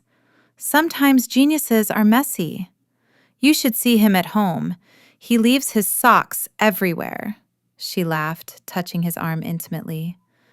She was marking her territory, trying to show me that she knew him in ways I did not. She had no idea that I was the one who picked up those socks for 5 years. I was the one who organized his closet. I was the one who made sure his life ran smoothly, so he could play pretend CEO. I looked at Dante, ignoring her completely. "Let us talk about the liquidity gap," I said. "You need $5 million to stay afloat. But even if Phoenix Rising gives you that money, what is to stop you from spending it on more vacations or handbags?" Dante leaned in, his voice dropping to a conspiratorial whisper. "Look, AJ, can I call you AJ? I know how the world works. Auditors have a hard job. You see a lot of numbers. Sometimes the numbers can be interpreted in different ways." He reached into his jacket pocket and pulled out a small envelope. He slid it across the white tablecloth toward me. It was thick. "I am not asking you to lie," Dante said, sweating slightly. "I am just asking for a favorable interpretation. Consider this a consulting fee for your time." I looked at the envelope. I did not need to open it to know there was cash inside. Probably $10,000, maybe 20. He was trying to bribe me. I laughed. It was a dry, hollow sound. "You are trying to bribe a forensic auditor with cash, Mr. Brooks?" I asked. "Do you have any idea how insulting that is?" Dante looked panicked. No, it is not a bribe. It is a retainer for future services." I pushed the envelope back toward him with one finger. "Keep your money, Dante. You are going to need it for your legal defense." Solange scoffed. She signaled the waiter and ordered the lobster thermidor, the most expensive item on the menu. "You act like you are so superior," she sneered at me. "But you are just a worker bee. You do not understand people like us. Dante is a visionary. He deserves the best. He deserves a partner who appreciates him." Dante nodded, emboldened by her defense. "She is right, you know," he said, looking at me with a mix of pity and arrogance. "It is hard being at the top. It is lonely. You need someone who gets the lifestyle." He took a large gulp of wine and sighed. "My wife, Aaliyah, she is a good woman," Dante said, shaking his head. "But she is simple. She does not understand business. She is risk-averse. She wants me to play it safe. She is happy just sitting at home, watching TV and clipping coupons. She is boring, honestly." I gripped the stem of my wine glass so hard I thought it might shatter. Boring. I was the one who taught him how to read a balance sheet. I was the one who introduced him to his first investors. I was the one who stayed up until 3 in the morning proofreading his business plans. And now I was simple. I was boring. She sounds like a burden, Solange said, picking at a piece of bread. I do not know how you put up with it, baby. You need a woman who matches your energy. A power couple. That is what we are. Dante smiled at her, squeezing her hand. Exactly, he said. Solange gets it. She knows how to network. She knows how to spend money to make money. Aaliyah just knows how to save it. She does not understand that you have to project success to attract success. I looked at them. Two grifters, convinced they were royalty. They were eating lobster and drinking vintage wine on a credit card that was maxed out, unaware that the woman they were mocking held the scissors that would cut them off. I took a deep breath and forced my facial muscles to relax. I needed to land the blow. I needed to say something that would haunt him later when he replayed this conversation in his jail cell. I picked up my wine glass again and swirled the dark red liquid.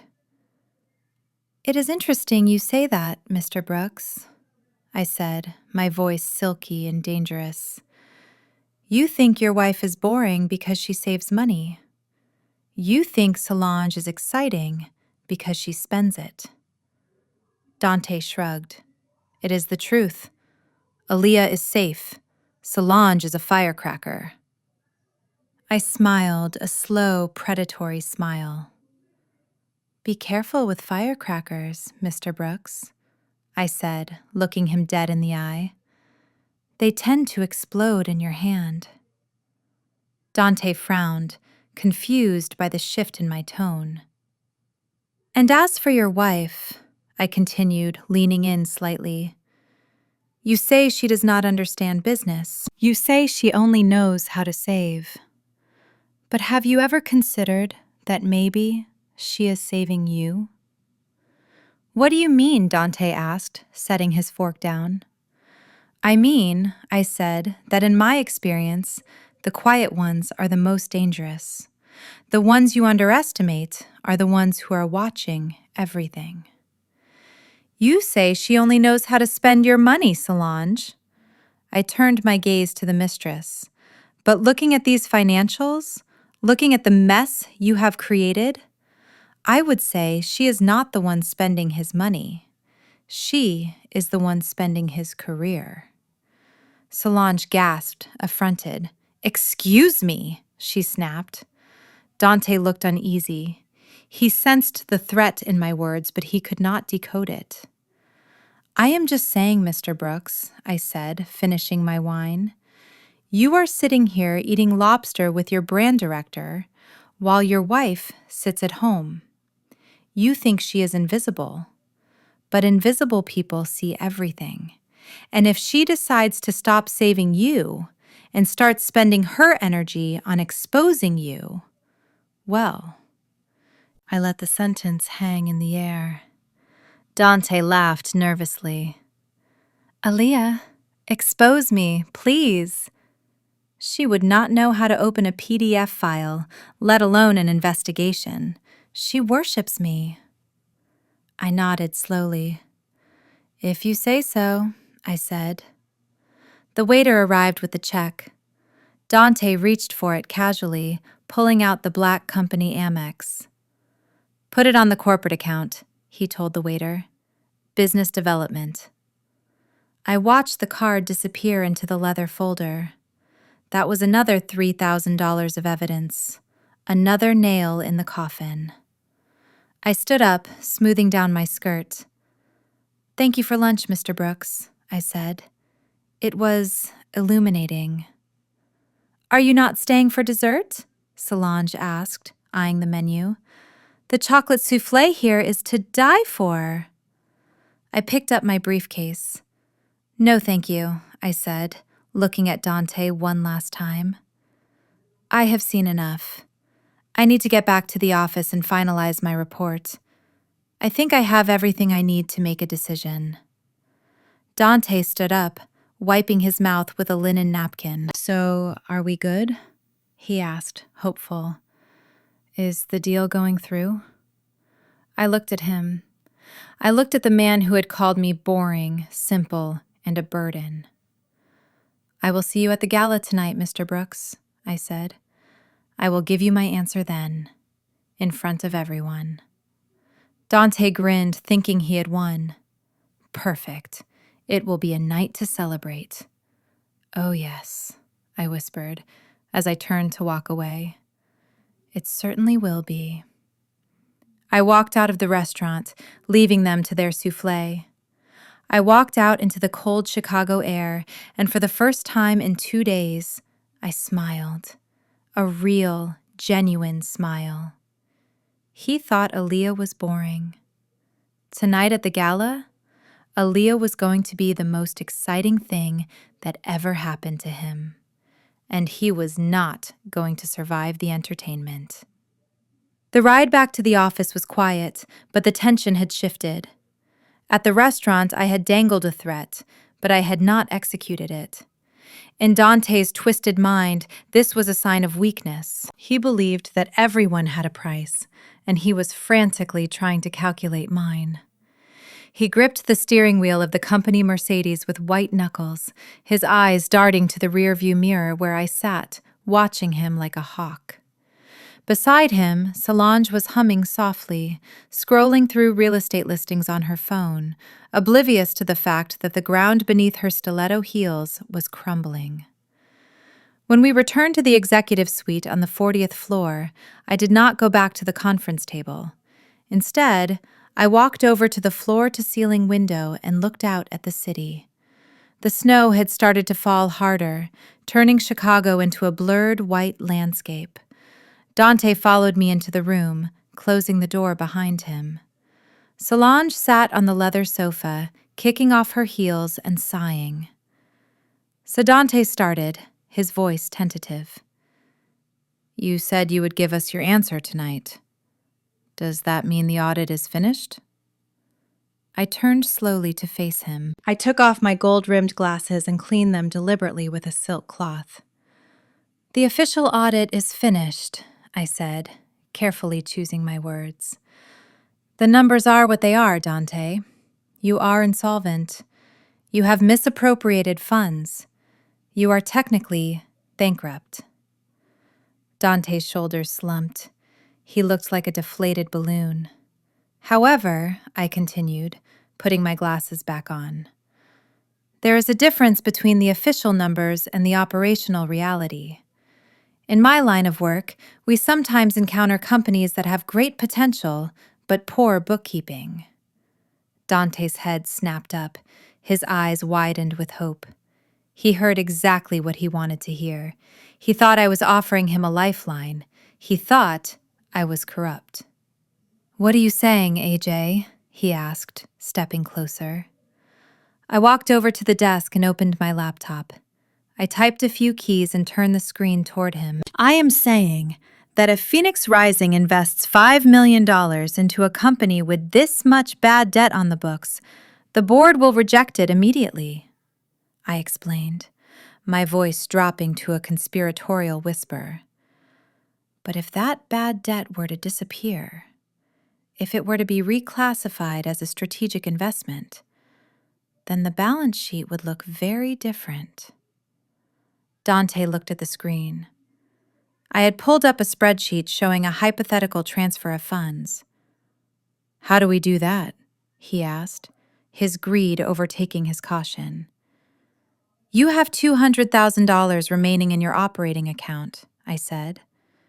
"It is the last of your liquid cash. If you leave it there, the creditors will seize it next week when the loan payments bounce." Dante nodded, sweating. "I know. That is why I need the investment."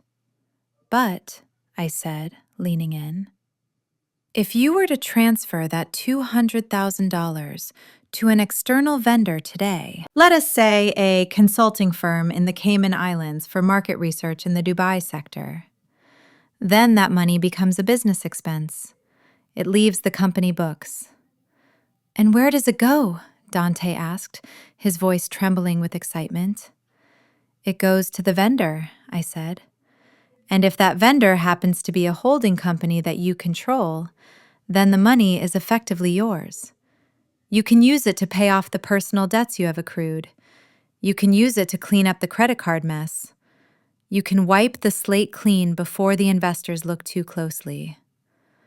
I watched his face. I could see the gears turning. He was not thinking about paying off debts. He was thinking about freedom. He was thinking about keeping the money for himself. "Is that legal?" he asked. "It is a gray area," I lied smoothly. "It is aggressive accounting, but it is done all the time, as long as the paperwork supports it, and I can help you with the paperwork." "Why would you do that?" Dante asked, narrowing his eyes slightly. "Why help me?" I shrugged. "Because if this deal falls through, I get nothing. My commission is tied to the success of this investment. I want my bonus, Dante, just like you want your company. We are both business people. We do what we have to do." It was the perfect lie. It appealed to his cynicism. He believed that I was just as selfish as he was. He relaxed instantly. "You are right," he said, grinning. "We are business people." Solange perked up from the sofa. "Wait, if we move the money, does that mean we have cash available now?" "Technically, yes," I said. "Once it is in the offshore account, it is liquid." Solange squealed. She jumped up and ran to Dante, wrapping her arms around his neck. "Baby," she whispered loudly enough for me to hear. "The townhouse in Lincoln Park, the one we saw last week. They wanted 100,000 down. We could put the deposit down today. We could move out of that stuffy penthouse and have our own place." Dante looked at her and then at me. He was torn, not between right and wrong, but between fear and greed. "If I do this," he asked me, "will you sign off on the audit? If the balance sheet is clean, I have no reason not to," I said. Dante took a deep breath. He walked around the desk and sat in his chair. He pulled his keyboard toward him. "How do I do it?" he asked. I pulled a piece of paper from my folder. It contained the routing number and account number of a shell company I had set up years ago for sting operations. It was a trap account. Any money sent to it was automatically flagged by the federal banking system as suspicious activity, and because I had already alerted the FBI about potential wire fraud, this transfer would be the final nail in his coffin. "Transfer the funds to this account," I said, sliding the paper to him. "Label it Strategic Consulting Fees, Dubai." Dante typed in the numbers. His fingers were shaking, but he did not stop. He entered the amount, $200,000. It was every last cent Swiftstream had. He was draining the company dry to buy a house for his mistress. He hovered his finger over the enter key. "Are you sure this is safe?" he asked one last time, looking at me. I looked him dead in the eye. "Trust me, Dante," I said. "It is the only way to get what you deserve." He nodded. He pressed enter. On the screen, a loading bar appeared. Then, a green check mark. Transaction successful. I felt a vibration in my pocket. It was my secure phone alerting me that the trap had been sprung. The wire transfer had been initiated. The crime was complete.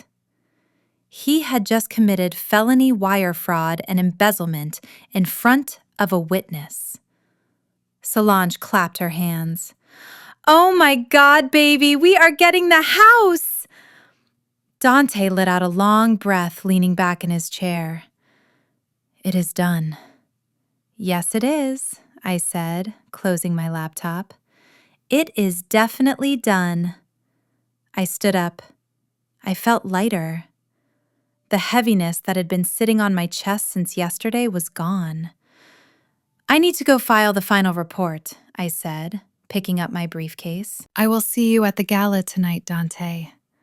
Make sure you wear your best suit." Dante stood up and extended his hand. Thank you, AJ. You are a lifesaver. Really, I owe you one. I looked at his hand. I did not shake it. You do not owe me anything, Dante, I said. We are square. I turned and walked to the door. Oh, and Dante? I said, pausing with my hand on the handle. Yes, he asked, smiling like a winner. Make sure Solange wears something comfortable tonight, I said. It is going to be a long evening. I walked out of the office and down the hall. I did not look back. I did not need to. I knew exactly what was happening behind me. They were celebrating. They were probably looking at furniture for a house they would never live in. I stepped into the elevator and pressed the button for the lobby. As the doors closed, I pulled out my phone. I had a message from the FBI agent I had been coordinating with. We have the transfer flag. The warrant is being signed now. We will move in at the gala. I typed back 2 words. See you there. I exited the building and walked into the snow. The wind was biting, but I did not feel it. I felt invincible.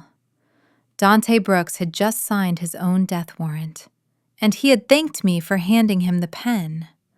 Now all that was left was the performance, the final act. I hailed a cab and gave the driver the address of my favorite boutique. I had a dress to buy, a red dress, the color of blood, the color of victory. Tonight, Aaliyah the wife was going to die, and from her ashes, a billionaire would rise.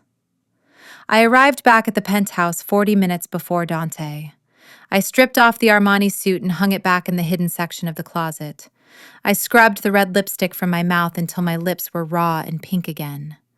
I pulled my hair out of the severe knot, letting it fall in loose, unstyled waves around my face. By the time I heard the front door unlock, I was wearing a beige, oversized sweater and leggings, sitting on the sofa with a paperback novel, looking exactly like the harmless, invisible wife he believed I was. Dante did not just walk through the door, he practically floated. He was humming a jazz tune, throwing his keys into the bowl with a clatter that echoed through the marble entryway. He smelled of victory and expensive gin. The panic that had consumed him in the office just 2 hours ago was gone completely, replaced by the manic energy of a man who thinks he has gotten away with murder. "Babe, you are not going to believe the day I had," he shouted, heading straight for the wet bar. I marked my page and looked up. "Oh, did something good happen?" I asked, my voice soft and unassuming. "Good is an understatement," Dante said, grabbing a bottle of Cristal from the fridge. This was the bottle we had been saving for our 10th anniversary, but apparently today was important enough to pop the cork. "I closed the deal," he announced, pouring 2 glasses. "The auditor, AJ. She is a tough cookie, let me tell you. Scary woman. But I charmed her. She saw the vision. She signed off on the financials." I accepted the glass he handed me. I had to bite the inside of my cheek to keep from laughing. He really believed that. He believed his charm had won me over, not realizing that his greed had simply walked him into a trap. "That is wonderful, Dante," I said, taking a small sip. "I am so proud of you." He puffed out his chest. "I know. It is a game changer, Aaliyah.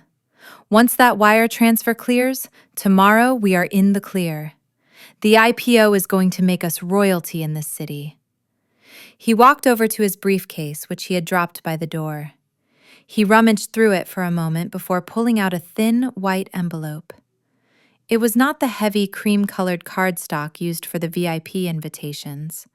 It was a standard business envelope, the kind you use for bills. "Here," he said, handing it to me with a casual flick of his wrist. "Your ticket for tonight."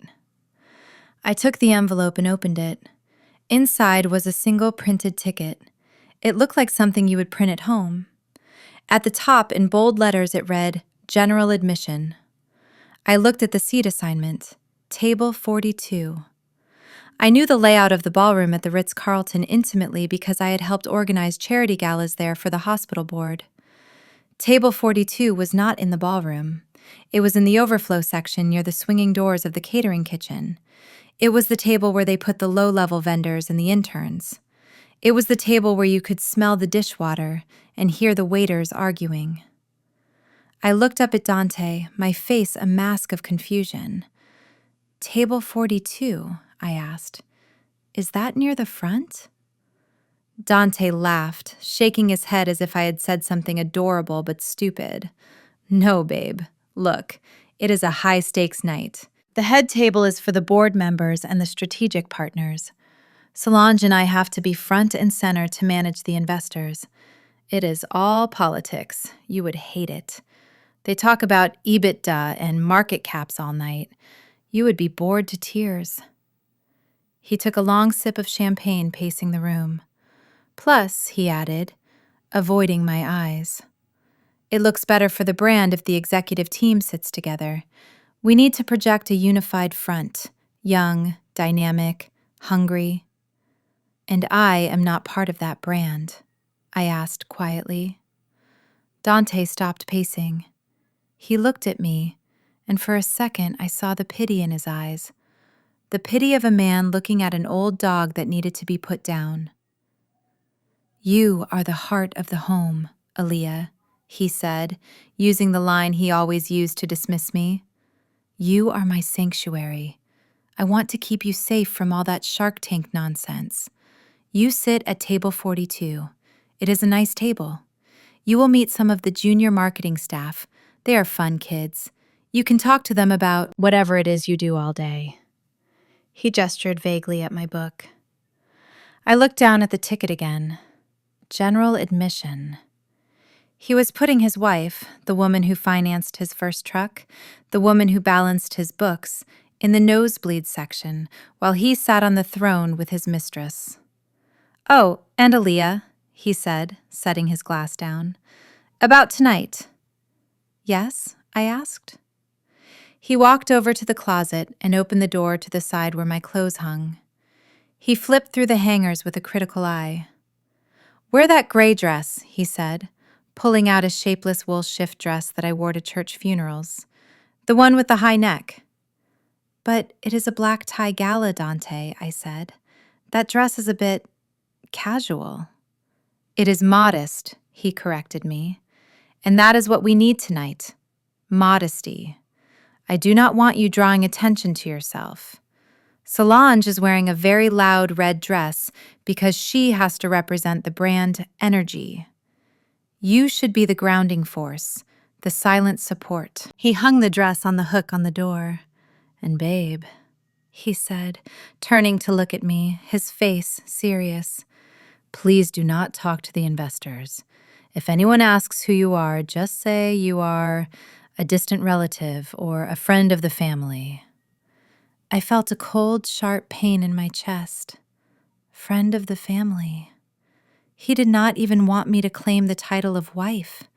He wanted to erase me completely from the narrative of his success. Why? I asked. Because, he said, sighing as if explaining quantum physics to a toddler. If they know you are my wife, they will start asking you questions about the business, and you will get confused and say something wrong, and it could spook the capital. Just smile, eat your dinner, and leave the talking to the professionals. I stood up slowly, clutching the cheap ticket in my hand. Okay, Dante, I said. I understand. I will wear the gray dress. I will sit by the kitchen, and I will not say a word to the investors. Good girl, he said, patting my cheek. I knew you would understand. You are the best. He checked his watch. I need to jump in the shower. I have to be there early for the press line. Solange is meeting me there at 6. You can take an Uber around 7, right? I do not want you to have to worry about parking. He did not want me in the photos. That was what he meant. He wanted to walk the red carpet with Solange. He wanted the world to see the power couple, while I arrived in a hired car through the side entrance. "That is fine," I said. "I will take an Uber." "Great." He downed the rest of his champagne and headed for the bathroom, whistling again. I waited until the bathroom door closed and the water turned on. Then I walked over to the hook where the gray dress hung. I took the dress off the hanger. I looked at the drab fabric, the lifeless color, the shape that was designed to make a woman disappear. I walked to the kitchen and opened the trash compactor. I shoved the gray dress inside and pressed the button. I listened as the machine growled and crushed the fabric, destroying the symbol of my submission. He wanted me to be invisible. He wanted me to be silent. He wanted me to sit by the kitchen and watch him shine. I walked back to the bedroom and stood in front of the full-length mirror. Tonight, Dante Brooks was going to learn a very painful lesson about visibility. I was not going to wear gray. I was not going to sit at table 42. And I was definitely not going to be silent. I walked over to the hidden side of my closet and unzipped the garment bag that held my weapon of choice. It was a gown I had bought in Paris. Silk, strapless, crimson red. A red so deep and vibrant, it looked like fresh arterial blood. It was a dress that demanded to be seen. It was a dress that said, "I am the owner of this building and everyone in it." I pulled out the diamond necklace, the real one, the one that made Solange's pendant look like a prize from a Cracker Jack box. "You want a show, Dante?" I whispered to the empty room. "I am going to give you a show." The silence in the penthouse was heavy after Dante left. It was not the peaceful silence of a home, but the suffocating silence of a crime scene before the police arrive. I waited until the elevator indicator showed he had reached the ground floor, and then I picked up my phone. My hands were steady as I dialed the number for Special Agent Miller at the FBI Financial Crimes Division. He answered on the first ring, knowing exactly who it was. "The wire transfer has been flagged," I said, my voice calm and professional. "The target initiated the transaction at 2:30 this afternoon. The funds have moved to the trap account just like we planned." Miller confirmed that they had tracked the digital footprint and that the warrant had been signed by a judge 20 minutes ago. I told him that Dante would be at the Ritz-Carlton Gala tonight and that I expected them to make the arrest public. Miller hesitated for a second, asking if I was sure I wanted it to go down that way. I looked at the empty champagne glass Dante had left on the counter. I told him I had never been more sure of anything in my life. After hanging up, I walked into the master bedroom and pulled a roll of heavy-duty black trash bags from under the sink. I did not pack his clothes. I purged them. I opened his side of the closet and started pulling down the Italian suits he had bought to impress his mistress. The navy blue Xenia, the charcoal Tom Ford. They all went into the plastic bags in a crumpled heap. I cleared his shelves with the efficiency of a storm. The silk ties, the cashmere sweaters, the expensive leather shoes that he never polished himself. I threw them all into the bags without a shred of sentimentality. These were not just clothes. They were costumes. They were the props he used to play the role of a successful businessman while he spent my inheritance. I dragged the 3 bulging black bags to the front door and lined them up in the hallway. They looked like garbage because that is exactly what they were. I wrote a small note on a sticky pad and stuck it to the middle bag. It read simply, "Curbside pickup." I did not care where he slept tonight. I did not care if he had a toothbrush. By tomorrow morning, he would be wearing an orange jumpsuit issued by the state of Illinois, so he would not be needing his designer wardrobe anyway. I walked back through the living room, running my hand along the back of the velvet sofa. This apartment was a masterpiece of modern design, with its floor-to-ceiling windows overlooking Lake Michigan and its imported Italian marble floors. But it felt cold. It was a monument to Dante's vanity, paid for by my grandmother's legacy. I felt nothing for it now. No nostalgia, no regret. It was just a cage I had outgrown. I walked to the kitchen and looked at the spot where I had cooked thousands of meals for a man who called me boring.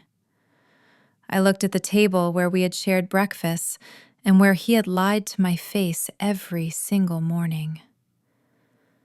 I felt a sense of detachment, as if I were already a ghost haunting a life I had left behind. I went into the bathroom and turned on the shower. I scrubbed my skin until it tingled, washing away the last remnants of the dutiful wife. I washed away the woman who clipped coupons. I washed away the woman who wore gray because her husband told her to be modest. When I stepped out of the shower, I was a blank canvas. I dried my hair and styled it in loose, voluminous waves that cascaded down my back. I applied my makeup with military precision. A smoky eye that was dark and dangerous, highlighters that made my cheekbones look like cut glass, and then the lips. I did not choose a soft pink or a nude shade. I chose a deep blood red matte lipstick. It was aggressive. It was bold. It was the war paint of a woman who was done apologizing for her existence. I walked to the hidden side of the walk-in closet and unzipped the garment bag that held my armor. I pulled out the dress. It was a custom-made gown I had bought in Paris 3 years ago during a solo trip I took while Dante was supposedly at a conference in Vegas.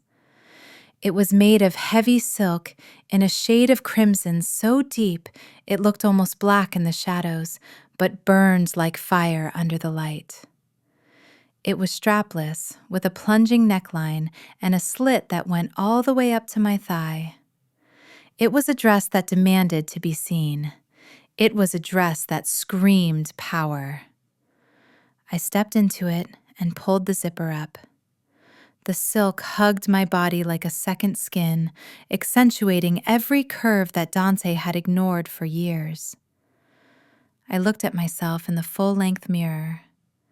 The gray wool dress he had told me to wear lay on the floor in a heap, looking sad and pathetic. I kicked it aside with my bare foot. Then came the final touch. I walked over to the oil painting of the Chicago skyline that hung on the far wall of the bedroom. I swung it open to reveal the wall safe. I punched in the code, a combination that Dante had never bothered to learn because he thought the safe only held my grandmother's old papers. The heavy steel door clicked open. Inside, on a black velvet display bust, sat the true wealth of the Jenkins family. I lifted the necklace. It was a cascade of flawless white diamonds set in platinum. It had been my great-grandmother's wedding gift to her daughter, and it had been passed down through generations of strong Black women who knew the value of holding their own assets. The center stone was a 5-carat pear-shaped diamond that caught the light and fractured it into 1,000 rainbows. I clasped the necklace around my neck. The cold metal against my skin sent a shiver down my spine. I looked at the reflection in the mirror. The diamonds blazed against my dark skin. This was not the $12,000 necklace Solange was wearing. This was a piece of history. This was worth more than Dante's entire company. It was worth more than his life. I slipped on my shoes, a pair of diamond-encrusted heels that added 4 inches to my height. I grabbed my clutch, a small silver minaudière that held only 3 things: my phone, the VIP access pass to the gala, and the USB drive containing the evidence that would send my husband to prison. I took one last look around the bedroom. The bed was made. The lights were dim. It looked like a normal room in a normal home. But the energy had shifted. The air was charged with electricity. I was no longer Aaliyah the wife. I was Aaliyah the storm. I walked out of the bedroom and past the trash bags at the door. I picked up my phone and saw a notification from the Uber app. My car was downstairs, but I canceled it. I was not taking an Uber tonight. I opened my contact list and called the private chauffeur service I used for my high-profile clients. "Send the Phantom," I said into the phone. "The black one. I want to arrive at the main entrance." I walked to the elevator and pressed the button. As the doors slid open, I caught my reflection in the polished steel. I did not smile. I did not look scared. I looked ready. Dante wanted me to be invisible. He wanted me to sit by the kitchen and watch him shine. He wanted me to be the gray background to his colorful life. Tonight, I was going to paint the town red, and the paint would be his reputation. I stepped into the elevator and watched the numbers count down. 40, 39, 38. Every floor brought me closer to the ground, closer to him, closer to the end. I took a deep breath, filling my lungs with the cold, conditioned air. "Showtime, Dante," I whispered. The doors opened to the lobby, and I stepped out. The click of my heels on the marble floor sounded like the ticking of a bomb, and the countdown had just reached 0. The Rolls-Royce Phantom glided to a halt in front of the Ritz-Carlton entrance like a shark moving through dark water. The valet rushed forward to open the door, expecting a diplomat or a celebrity. When I stepped out, the flashbulbs from the press line went off in a blinding staccato rhythm. For a moment, there was a hush. The photographers did not know who I was. They saw a woman in a blood-red silk gown that flowed around her legs like liquid fire. They saw the 5-carat pear-shaped diamond resting against her collarbone. They saw the way I held my head high, unafraid and unbothered. Then the shouting began. "Who are you? Look over here! To the right, please!" I did not stop for them. I was not there for the cameras.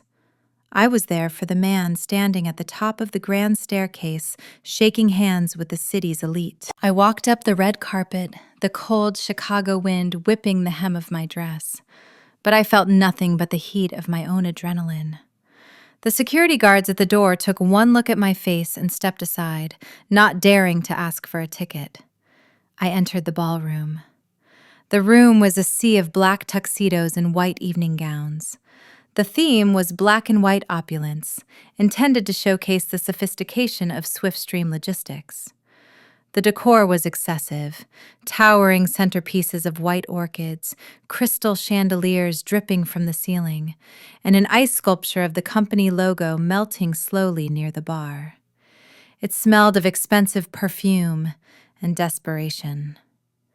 In the center of the room, holding court like royalty, stood the Brooks family. Dante looked handsome in his tuxedo, but his eyes were darting around the room nervously. Solange stood next to him, wearing a white sequined gown that looked suspiciously like a wedding dress. It was tight, plunging, and desperate. Tasha and Connor were there too, flanking them like loyal guard dogs. And in the middle of the group sat Mama Jenkins, Dante's mother, holding a glass of red wine and looking at Solange with pure adoration. I began to walk toward them. It started as a ripple. People turned to look at the woman in red. The color was a violation of the dress code, a deliberate act of rebellion in a monochromatic room. The conversations died down as I passed. I could hear the whispers. "Who is she? Is that a celebrity? Look at those diamonds." Dante was the first to see me. He was laughing at something a potential investor said, but the laugh died in his throat when our eyes locked. His face went pale. He looked at the dress. He looked at the diamonds. He looked at the sheer, unadulterated power radiating from me. He took a step back, almost tripping over Solange's train. "Aaliyah," he whispered, his voice barely audible over the jazz band. Solange turned around. Her smile froze. She looked me up and down, her eyes lingering on the necklace. She knew jewelry. She knew that the rock around my neck could buy her entire life 10 times over. Envy flashed across her face, followed quickly by confusion. I stopped 3 feet away from them. I did not smile. "Hello, Dante," I said, my voice calm and clear. "Hello, Solange." Dante swallowed hard, wiping sweat from his upper lip. "Aaliyah, I told you to wear the gray dress. I told you to go to the side entrance. What are you doing? You are making a scene." "I am not making a scene, Dante," I replied, smoothing the silk of my gown. "I am making an entrance. There is a difference." Tasha stepped forward, looking me up and down with a sneer. She was wearing a bright yellow dress that clashed horribly with the theme, apparently exempt from her own brother's rules. "You look ridiculous," she spat. "Who wears red to a black and white ball? You stand out like a sore thumb. And where did you get that necklace?" "The costume shop." Connor laughed his high-pitched, nervous laugh. "It is paste, Tasha. Obviously. She probably rented the dress, too." "Aaliyah, you're at the wrong table. Table 42 is back there by the kitchen doors. I think I saw them serving chicken wings. That is more your speed, isn't it?"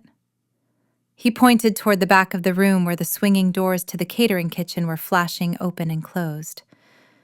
It was the humiliating exile Dante had planned for me.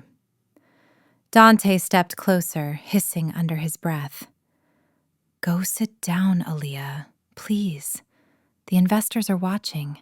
You are embarrassing me. Go to your table now, and we will talk about this later." I looked at him. I looked at the fear in his eyes. He was terrified that his carefully constructed facade was about to crack. "I am not sitting at table 42, Dante," I said. "I prefer a better view." Just then, Mama Jenkins stood up. She was a large, imposing woman who used her size and her voice to bully everyone around her. She had never liked me. To her, I was too educated, too independent, and not submissive enough for her golden boy. She looked at Solange and beamed, touching the younger woman's cheek. "Now this," she announced loudly, her voice carrying over the crowd. "This is what a real Brooks woman looks like. Beautiful, supportive, classy.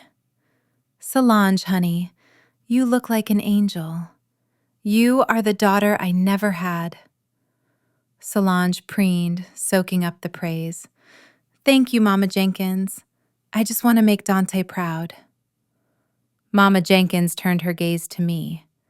Her eyes were cold and hard like stones. "And you?" she sneered.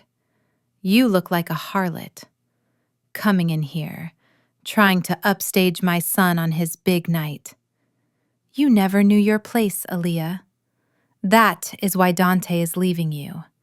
He needs a woman, not a burden." She took a step toward me, swirling the red wine in her glass.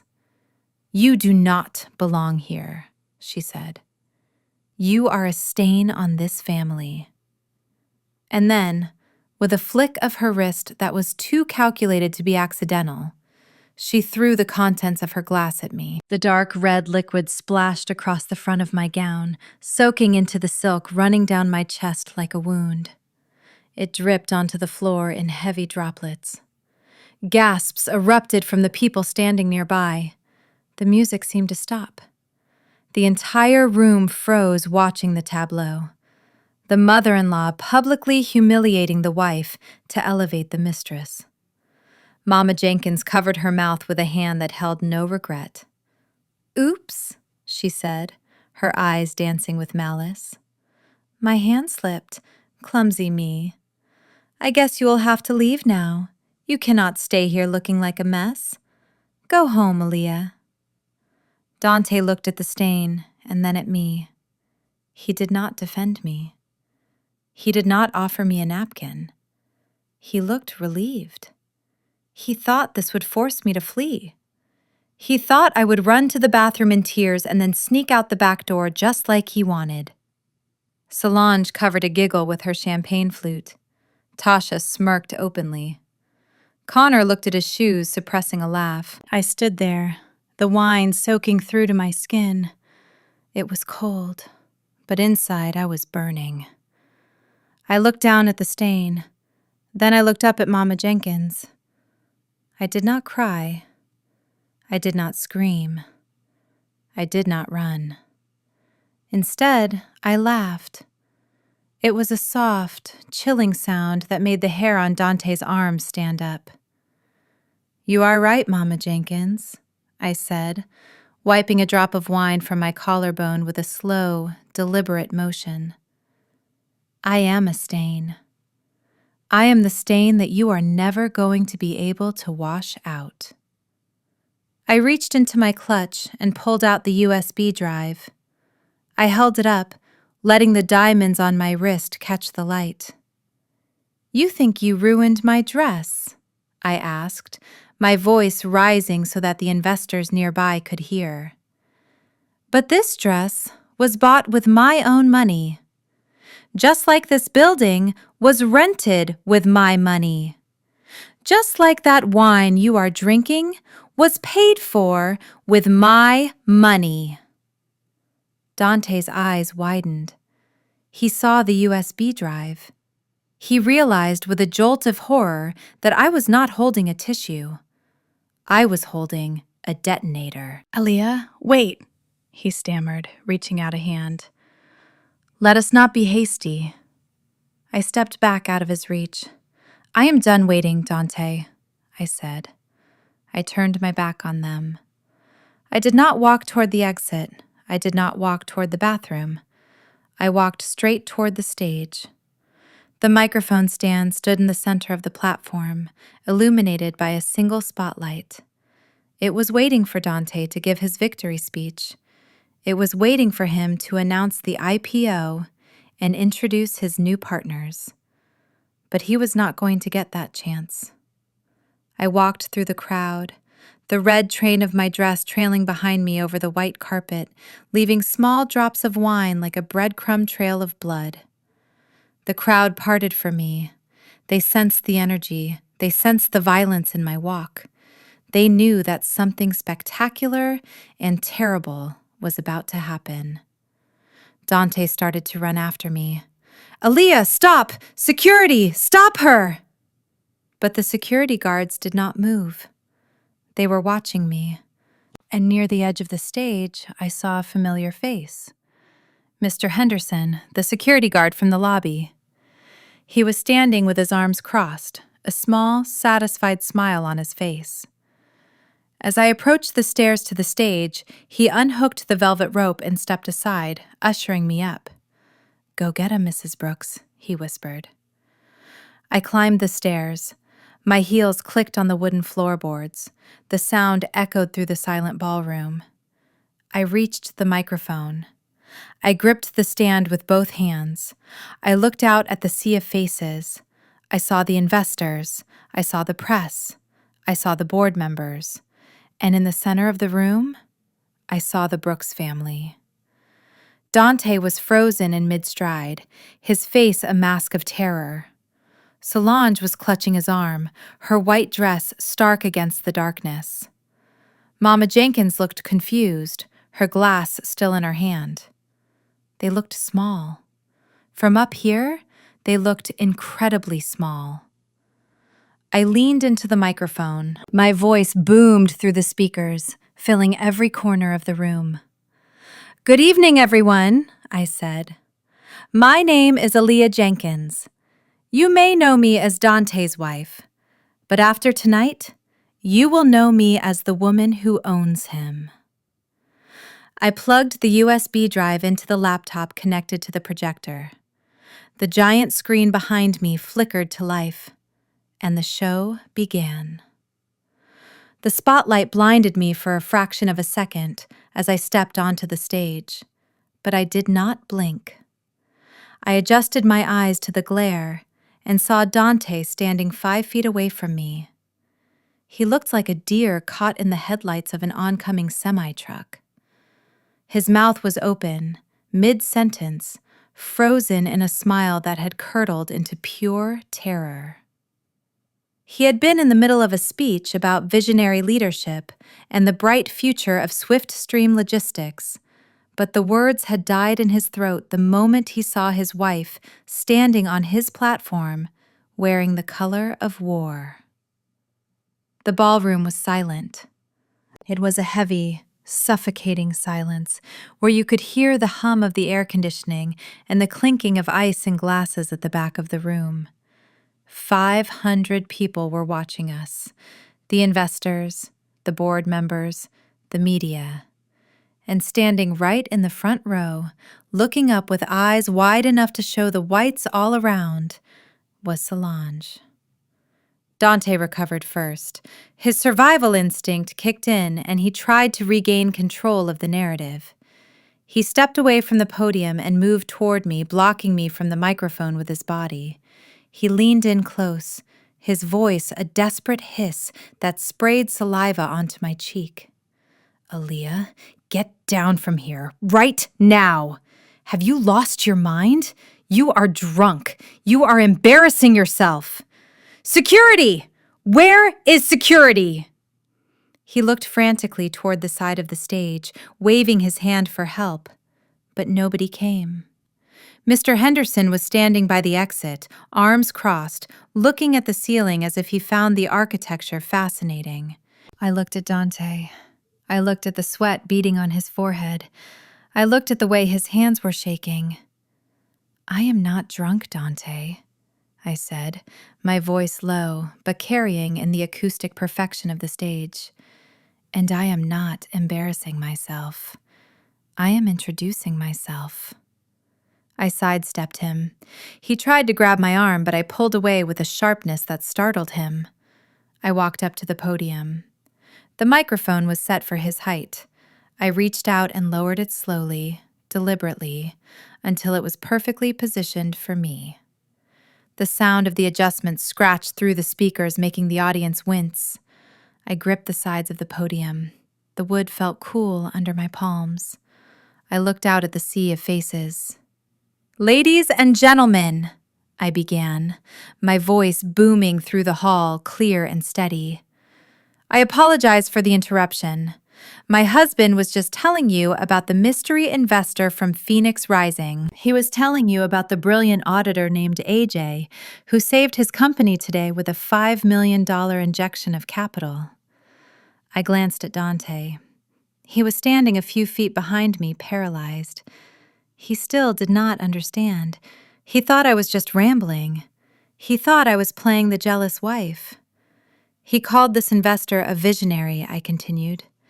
"He told you that she understood the value of SwiftStream. He told you that she was a partner who appreciated his genius." I paused, letting the words sink in. But there is one thing Dante forgot to mention about this investor. He forgot to mention her name. I reached into my clutch and pulled out the USB drive. I plugged it into the laptop that was sitting on the side of the podium, connected to the massive projection screen behind us. The screen flickered. The image of the SwiftStream logo disappeared. In its place, a document appeared. It was the incorporation papers for Phoenix Rising Venture Capital. The font was large enough for everyone in the back row to read. At the top of the document, listed as the sole proprietor and managing partner, was a name: Aaliyah Jenkins. A gasp rippled through the room. It started in the front row and rolled backward like a wave. Dante turned around slowly. He looked up at the screen. He read the name. He blinked. He read it again. "No," he whispered. "That is impossible." I clicked the remote. The slide changed. The next image was a side-by-side comparison. On the left was the security photo of Miss AJ, the auditor from this morning, wearing the glasses and the severe bun. On the right was a photo of me, Aaliyah, the wife, taken at our wedding. The resemblance was undeniable. The bone structure, the eyes, the hands. I took off my glasses slowly, folding them and placing them on the podium. "You do not need to thank the investor, Dante," I said into the microphone, turning to look him dead in the eye, "because the investor is not some stranger from a high-rise office. The investor is your wife." Dante staggered back as if I had physically struck him. He grabbed the edge of the table to steady himself. "You," he stammered. "It was you. You were in my office. You were AJ?" "Yes," I said. "I was the one who audited your books. I was the one who found the fake invoices. I was the one who watched you transfer the last of your company's money to an offshore account to buy a house for your mistress." The crowd erupted. The murmur turned into a roar. People were standing up, craning their necks. Cell phones were raised, recording every second. I looked down at the front row. Solange was standing there. Her face was a mask of absolute horror. She looked at the screen and then at me. She looked at the diamond necklace around my throat, realizing for the first time that the woman she had called simple and boring could buy and sell her existence with a signature. Her hand went slack. The champagne flute she was holding slipped from her fingers. It hit the marble floor with a shatter that pierced through the noise of the crowd. Crystal shards exploded outward, sparkling under the stage lights. Champagne splashed onto the hem of her white dress, staining it a sickly yellow. She did not move to clean it up. She could not move. I looked back at Dante. He was shaking his head, muttering to himself, No, this is a trick. You do not have money. You are just a housewife. You are Aaliyah. You make gumbo. You do not own a venture capital firm." I laughed. It was the same cold laugh I had used in the office. "I am Aaliyah Jenkins," I said, my voice rising with power. "I graduated top of my class from the University of Chicago with a master's in forensic accounting. My grandmother left me a portfolio of real estate that I have grown by 300% in the last 5 years. I did not tell you because I wanted you to love me for me. I wanted to believe that you were a man who could build something on his own." I stepped closer to him, the microphone cord trailing behind me. "But you did not want a partner, Dante. You wanted a fan. You wanted a piggy bank. And when you thought the piggy bank was empty, you tried to break it." I pointed the remote at the screen again. "Now let us show these investors where their money actually went." I clicked the button. The screen filled with the invoice for the Hermes bag, the hotel receipt for the Four Seasons, the lease agreement for Solange's Porsche, and finally, the wire transfer receipt from this afternoon. $200,000 sent to a shell company in the Cayman Islands. "You stood on this stage and asked these people for money," I said, gesturing to the horrified audience. "But you did not tell them that at 2:30 this afternoon, you emptied the corporate accounts to put a down payment on a love nest for your brand director." Dante lunged for the laptop. "Turn it off!" he screamed. "Turn it off right now!" He slammed the laptop shut, but the image remained on the screen, frozen by the projector. He looked out at the crowd, his face wild with panic. "She is lying!" he shouted. "She hacked the system! These are fake! She is just a jealous woman! She is trying to ruin me!" I stood calmly, watching him unravel. "It is too late, Dante," I said into the microphone. "You signed the transfer. I watched you do it. and so did the FBI. At the mention of those 3 letters, the color drained from his face completely. "What?" he whispered. I pointed to the back of the room. The doors swung open. But it was not the catering staff bringing out dessert. 6 agents in windbreakers marked FBI walked into the ballroom. They moved with purpose, heading straight for the stage. "You asked for a surprise, Dante," I said, stepping back from the podium. "Happy anniversary." The image on the giant screen behind me was static, but it screamed 1,000 words. It was a high-resolution capture of the wire transfer authorization Dante had signed less than 6 hours ago. The amount was highlighted in neon yellow: $200,000. The recipient was highlighted in red: Cayman Strategic Consulting. The timestamp was 2:45 in the afternoon. The ballroom was so quiet you could hear the hum of the projector fan. 500 pairs of eyes shifted from the screen to Dante and back again. The investors who had been sipping champagne a moment ago were now looking at their phones furiously, typing messages to their legal teams to distance themselves from Swiftstream Logistics. Dante stood frozen near the edge of the stage. His face was a landscape of ruin. He looked at the screen, and he knew there was no way to spin this. There was no charm offensive that could explain away grand larceny committed in broad daylight. I stepped away from the podium and walked toward him. The heels of my diamond-encrusted shoes clicked rhythmically on the stage floor. I stopped 3 feet away from him, close enough to smell the fear radiating off him, but far enough to keep my dress clean. "You thought you were clever, Dante," I said, my voice amplified by the microphone I was still holding. "You thought you were hiding money, but you were just moving it from one pocket to another. And the problem is, both pockets belong to me."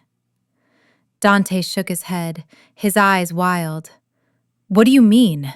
That is company money. You cannot touch it." I laughed. It was a genuine laugh of disbelief at his stupidity. "You really did not read the fine print, did you?" I pointed the remote at the screen and clicked. The slide changed again. This time, it displayed a complex legal document. It was the shareholder agreement for Phoenix Rising, the venture capital firm that I owned. I highlighted a specific clause in the middle of the page. Clause 17, I read aloud. "In the event of proven financial malfeasance or insolvency on the part of the target company, Phoenix Rising reserves the right to convert all debt into equity immediately and assume majority control." I looked down at Dante. "Do you know what that means, Dante?" He stared at me blankly. "It means," I continued, "that as of 2:46 this afternoon, 1 minute after you stole that money, I exercised my option. I converted every single loan I ever gave you, every credit card debt I paid off, every bailout. I converted it all into stock." I took a step closer, my voice turning hard as steel. "I currently own 60% of Swiftstream Logistics. I am not just your wife. I am not just your auditor. I am the majority shareholder.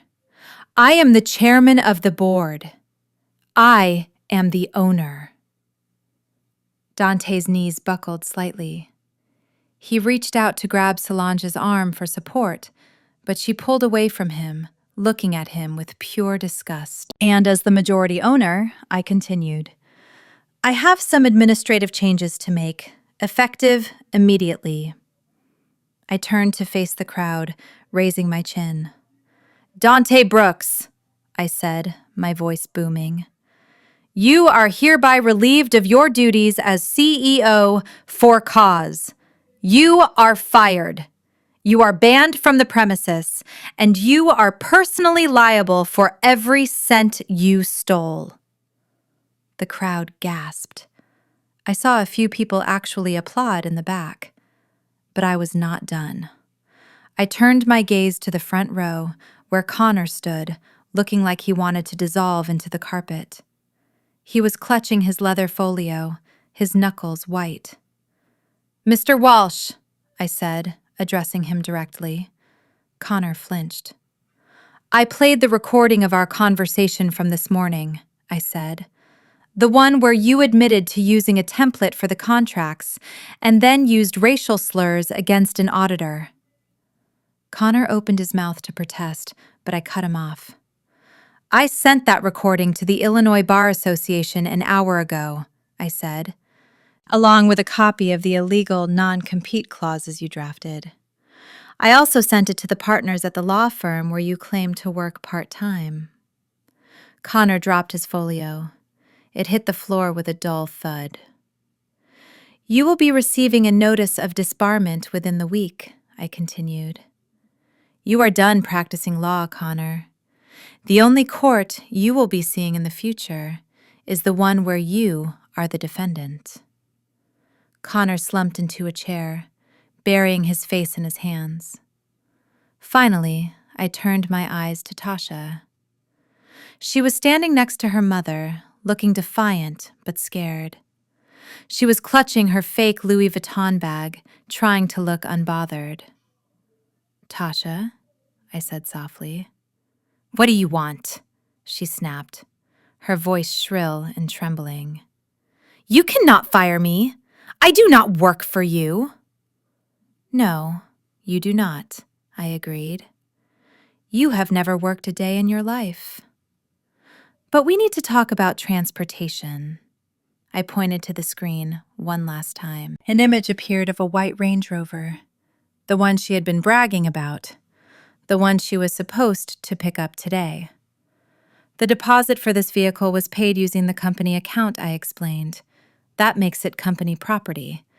And since the company is now mine, that car is mine." Tasha's jaw dropped. "You cannot take my car!" she screamed, stomping her foot like a child. "Dante promised it to me!" "Dante promised you a lot of things," I said, "but Dante wrote checks his bank account could not cash." I held out my hand, palm up. "The keys, Tasha," I said. "Give them to me, or I will report the vehicle stolen to the police," officer standing at the back of the room. "And I am sure you do not want to add Grand Theft Auto to your resume." Tasha looked at Dante, but he was staring at the floor, defeated. She looked at her mother, but Mama Jenkins was fanning herself rapidly, looking like she was having palpitations. Slowly, reluctantly, Tasha reached into her purse. She pulled out the shiny new key fob. She threw it onto the stage.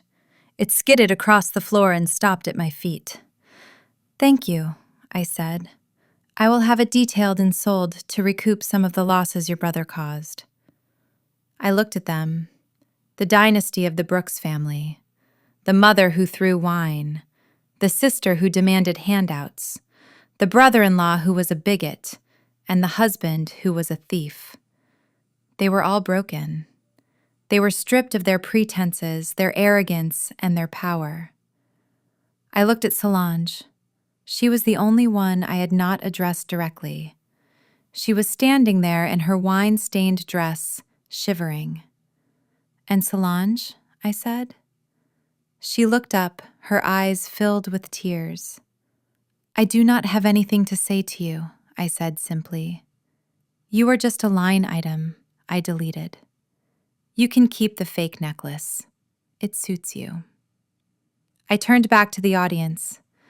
"Thank you for your time, ladies and gentlemen," I said. "This concludes the presentation.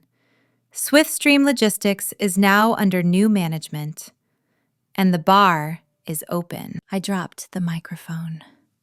It hit the floor with a loud feedback screech that signaled the end of the show. I did not wait for applause. I turned and walked toward the stairs. But before I could take the first step, the doors at the back of the room flew open again. The 6 men in windbreakers who had been waiting patiently finally made their move. Special Agent Miller walked up the center aisle, his badge gleaming under the chandeliers.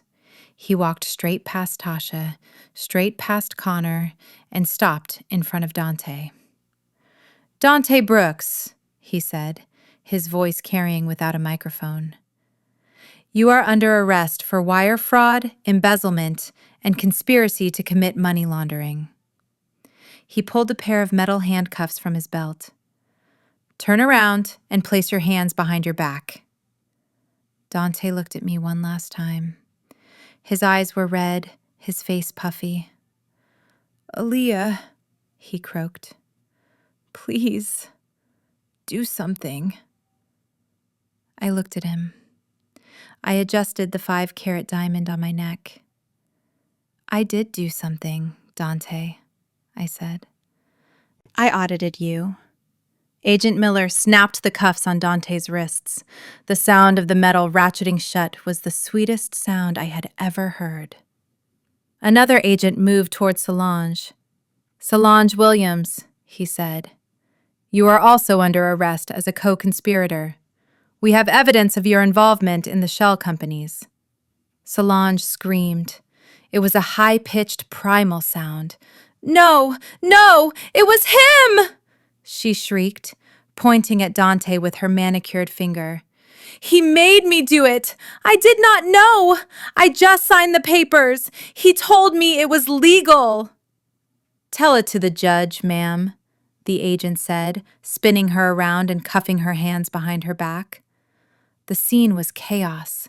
Photographers were swarming, taking pictures of the CEO and his mistress being led away in chains. Suddenly, there was a loud thud. Mama Jenkins had collapsed to the floor. She lay there in a heap of blue satin, clutching her chest and moaning. "My heart," she wailed. "Oh Lord, my heart! You have killed me!" "You evil woman, you have killed my son. And now you have killed me." Tasha fell to her knees beside her mother, screaming for a doctor. I stood on the stairs looking down at them. I knew Mama Jenkins' medical history because I paid her insurance premiums. I knew she had a heart of an ox. This was theater. This was her last desperate attempt to regain control of the room, to make herself the victim. I walked down the stairs and stopped beside her. I leaned down close to her ear. "You can stop acting, Mama Jenkins," I whispered. "I canceled your health insurance policy this morning, along with Dante's. The ambulance ride is going to cost you $2,000. If I were you, I would stand up." Mama Jenkins' eyes snapped open. She looked at me with pure venom, but she stopped moaning. I stood up and straightened my dress. I walked past them. I walked past Connor, who was weeping into his hands. I walked past Tasha, who was staring at the keys on the stage. I walked down the center aisle. The crowd parted for me like the Red Sea. They looked at me with a mixture of fear and awe. They knew they had just witnessed a massacre, a bloodless, elegant, corporate massacre. When I reached the back of the room, Mr. Henderson was holding the double doors open. He was grinning from ear to ear. "That was biblical, Mrs. Brooks," he said as I passed. "Miss Jenkins," I corrected him with a smile. "It is Miss Jenkins from now on." I walked out into the lobby. The cold air rushed in to meet me, but it felt refreshing. It felt like oxygen. I walked through the revolving doors and out onto the sidewalk. The Rolls-Royce Phantom was waiting right where I had left it. The driver saw me coming and rushed to open the rear door. I slid into the leather seat. It was warm and smelled of expensive leather. "Where to, Miss Jenkins?" the driver asked, looking at me in the rearview mirror. I looked out the window. I saw the flashing lights of the police cars pulling up to the entrance. I saw Dante being led out. His head hung low, his tuxedo crumpled. I saw Solange weeping, mascara running down her face. I looked at them, and I felt nothing. The anger was gone. The hurt was gone. There was only a vast open space where the pain used to be. "Take me to the airport," I said. "I have a plane to catch." "Going anywhere special?" he asked, pulling away from the curb. "Paris," I said. "I think I deserve a real vacation.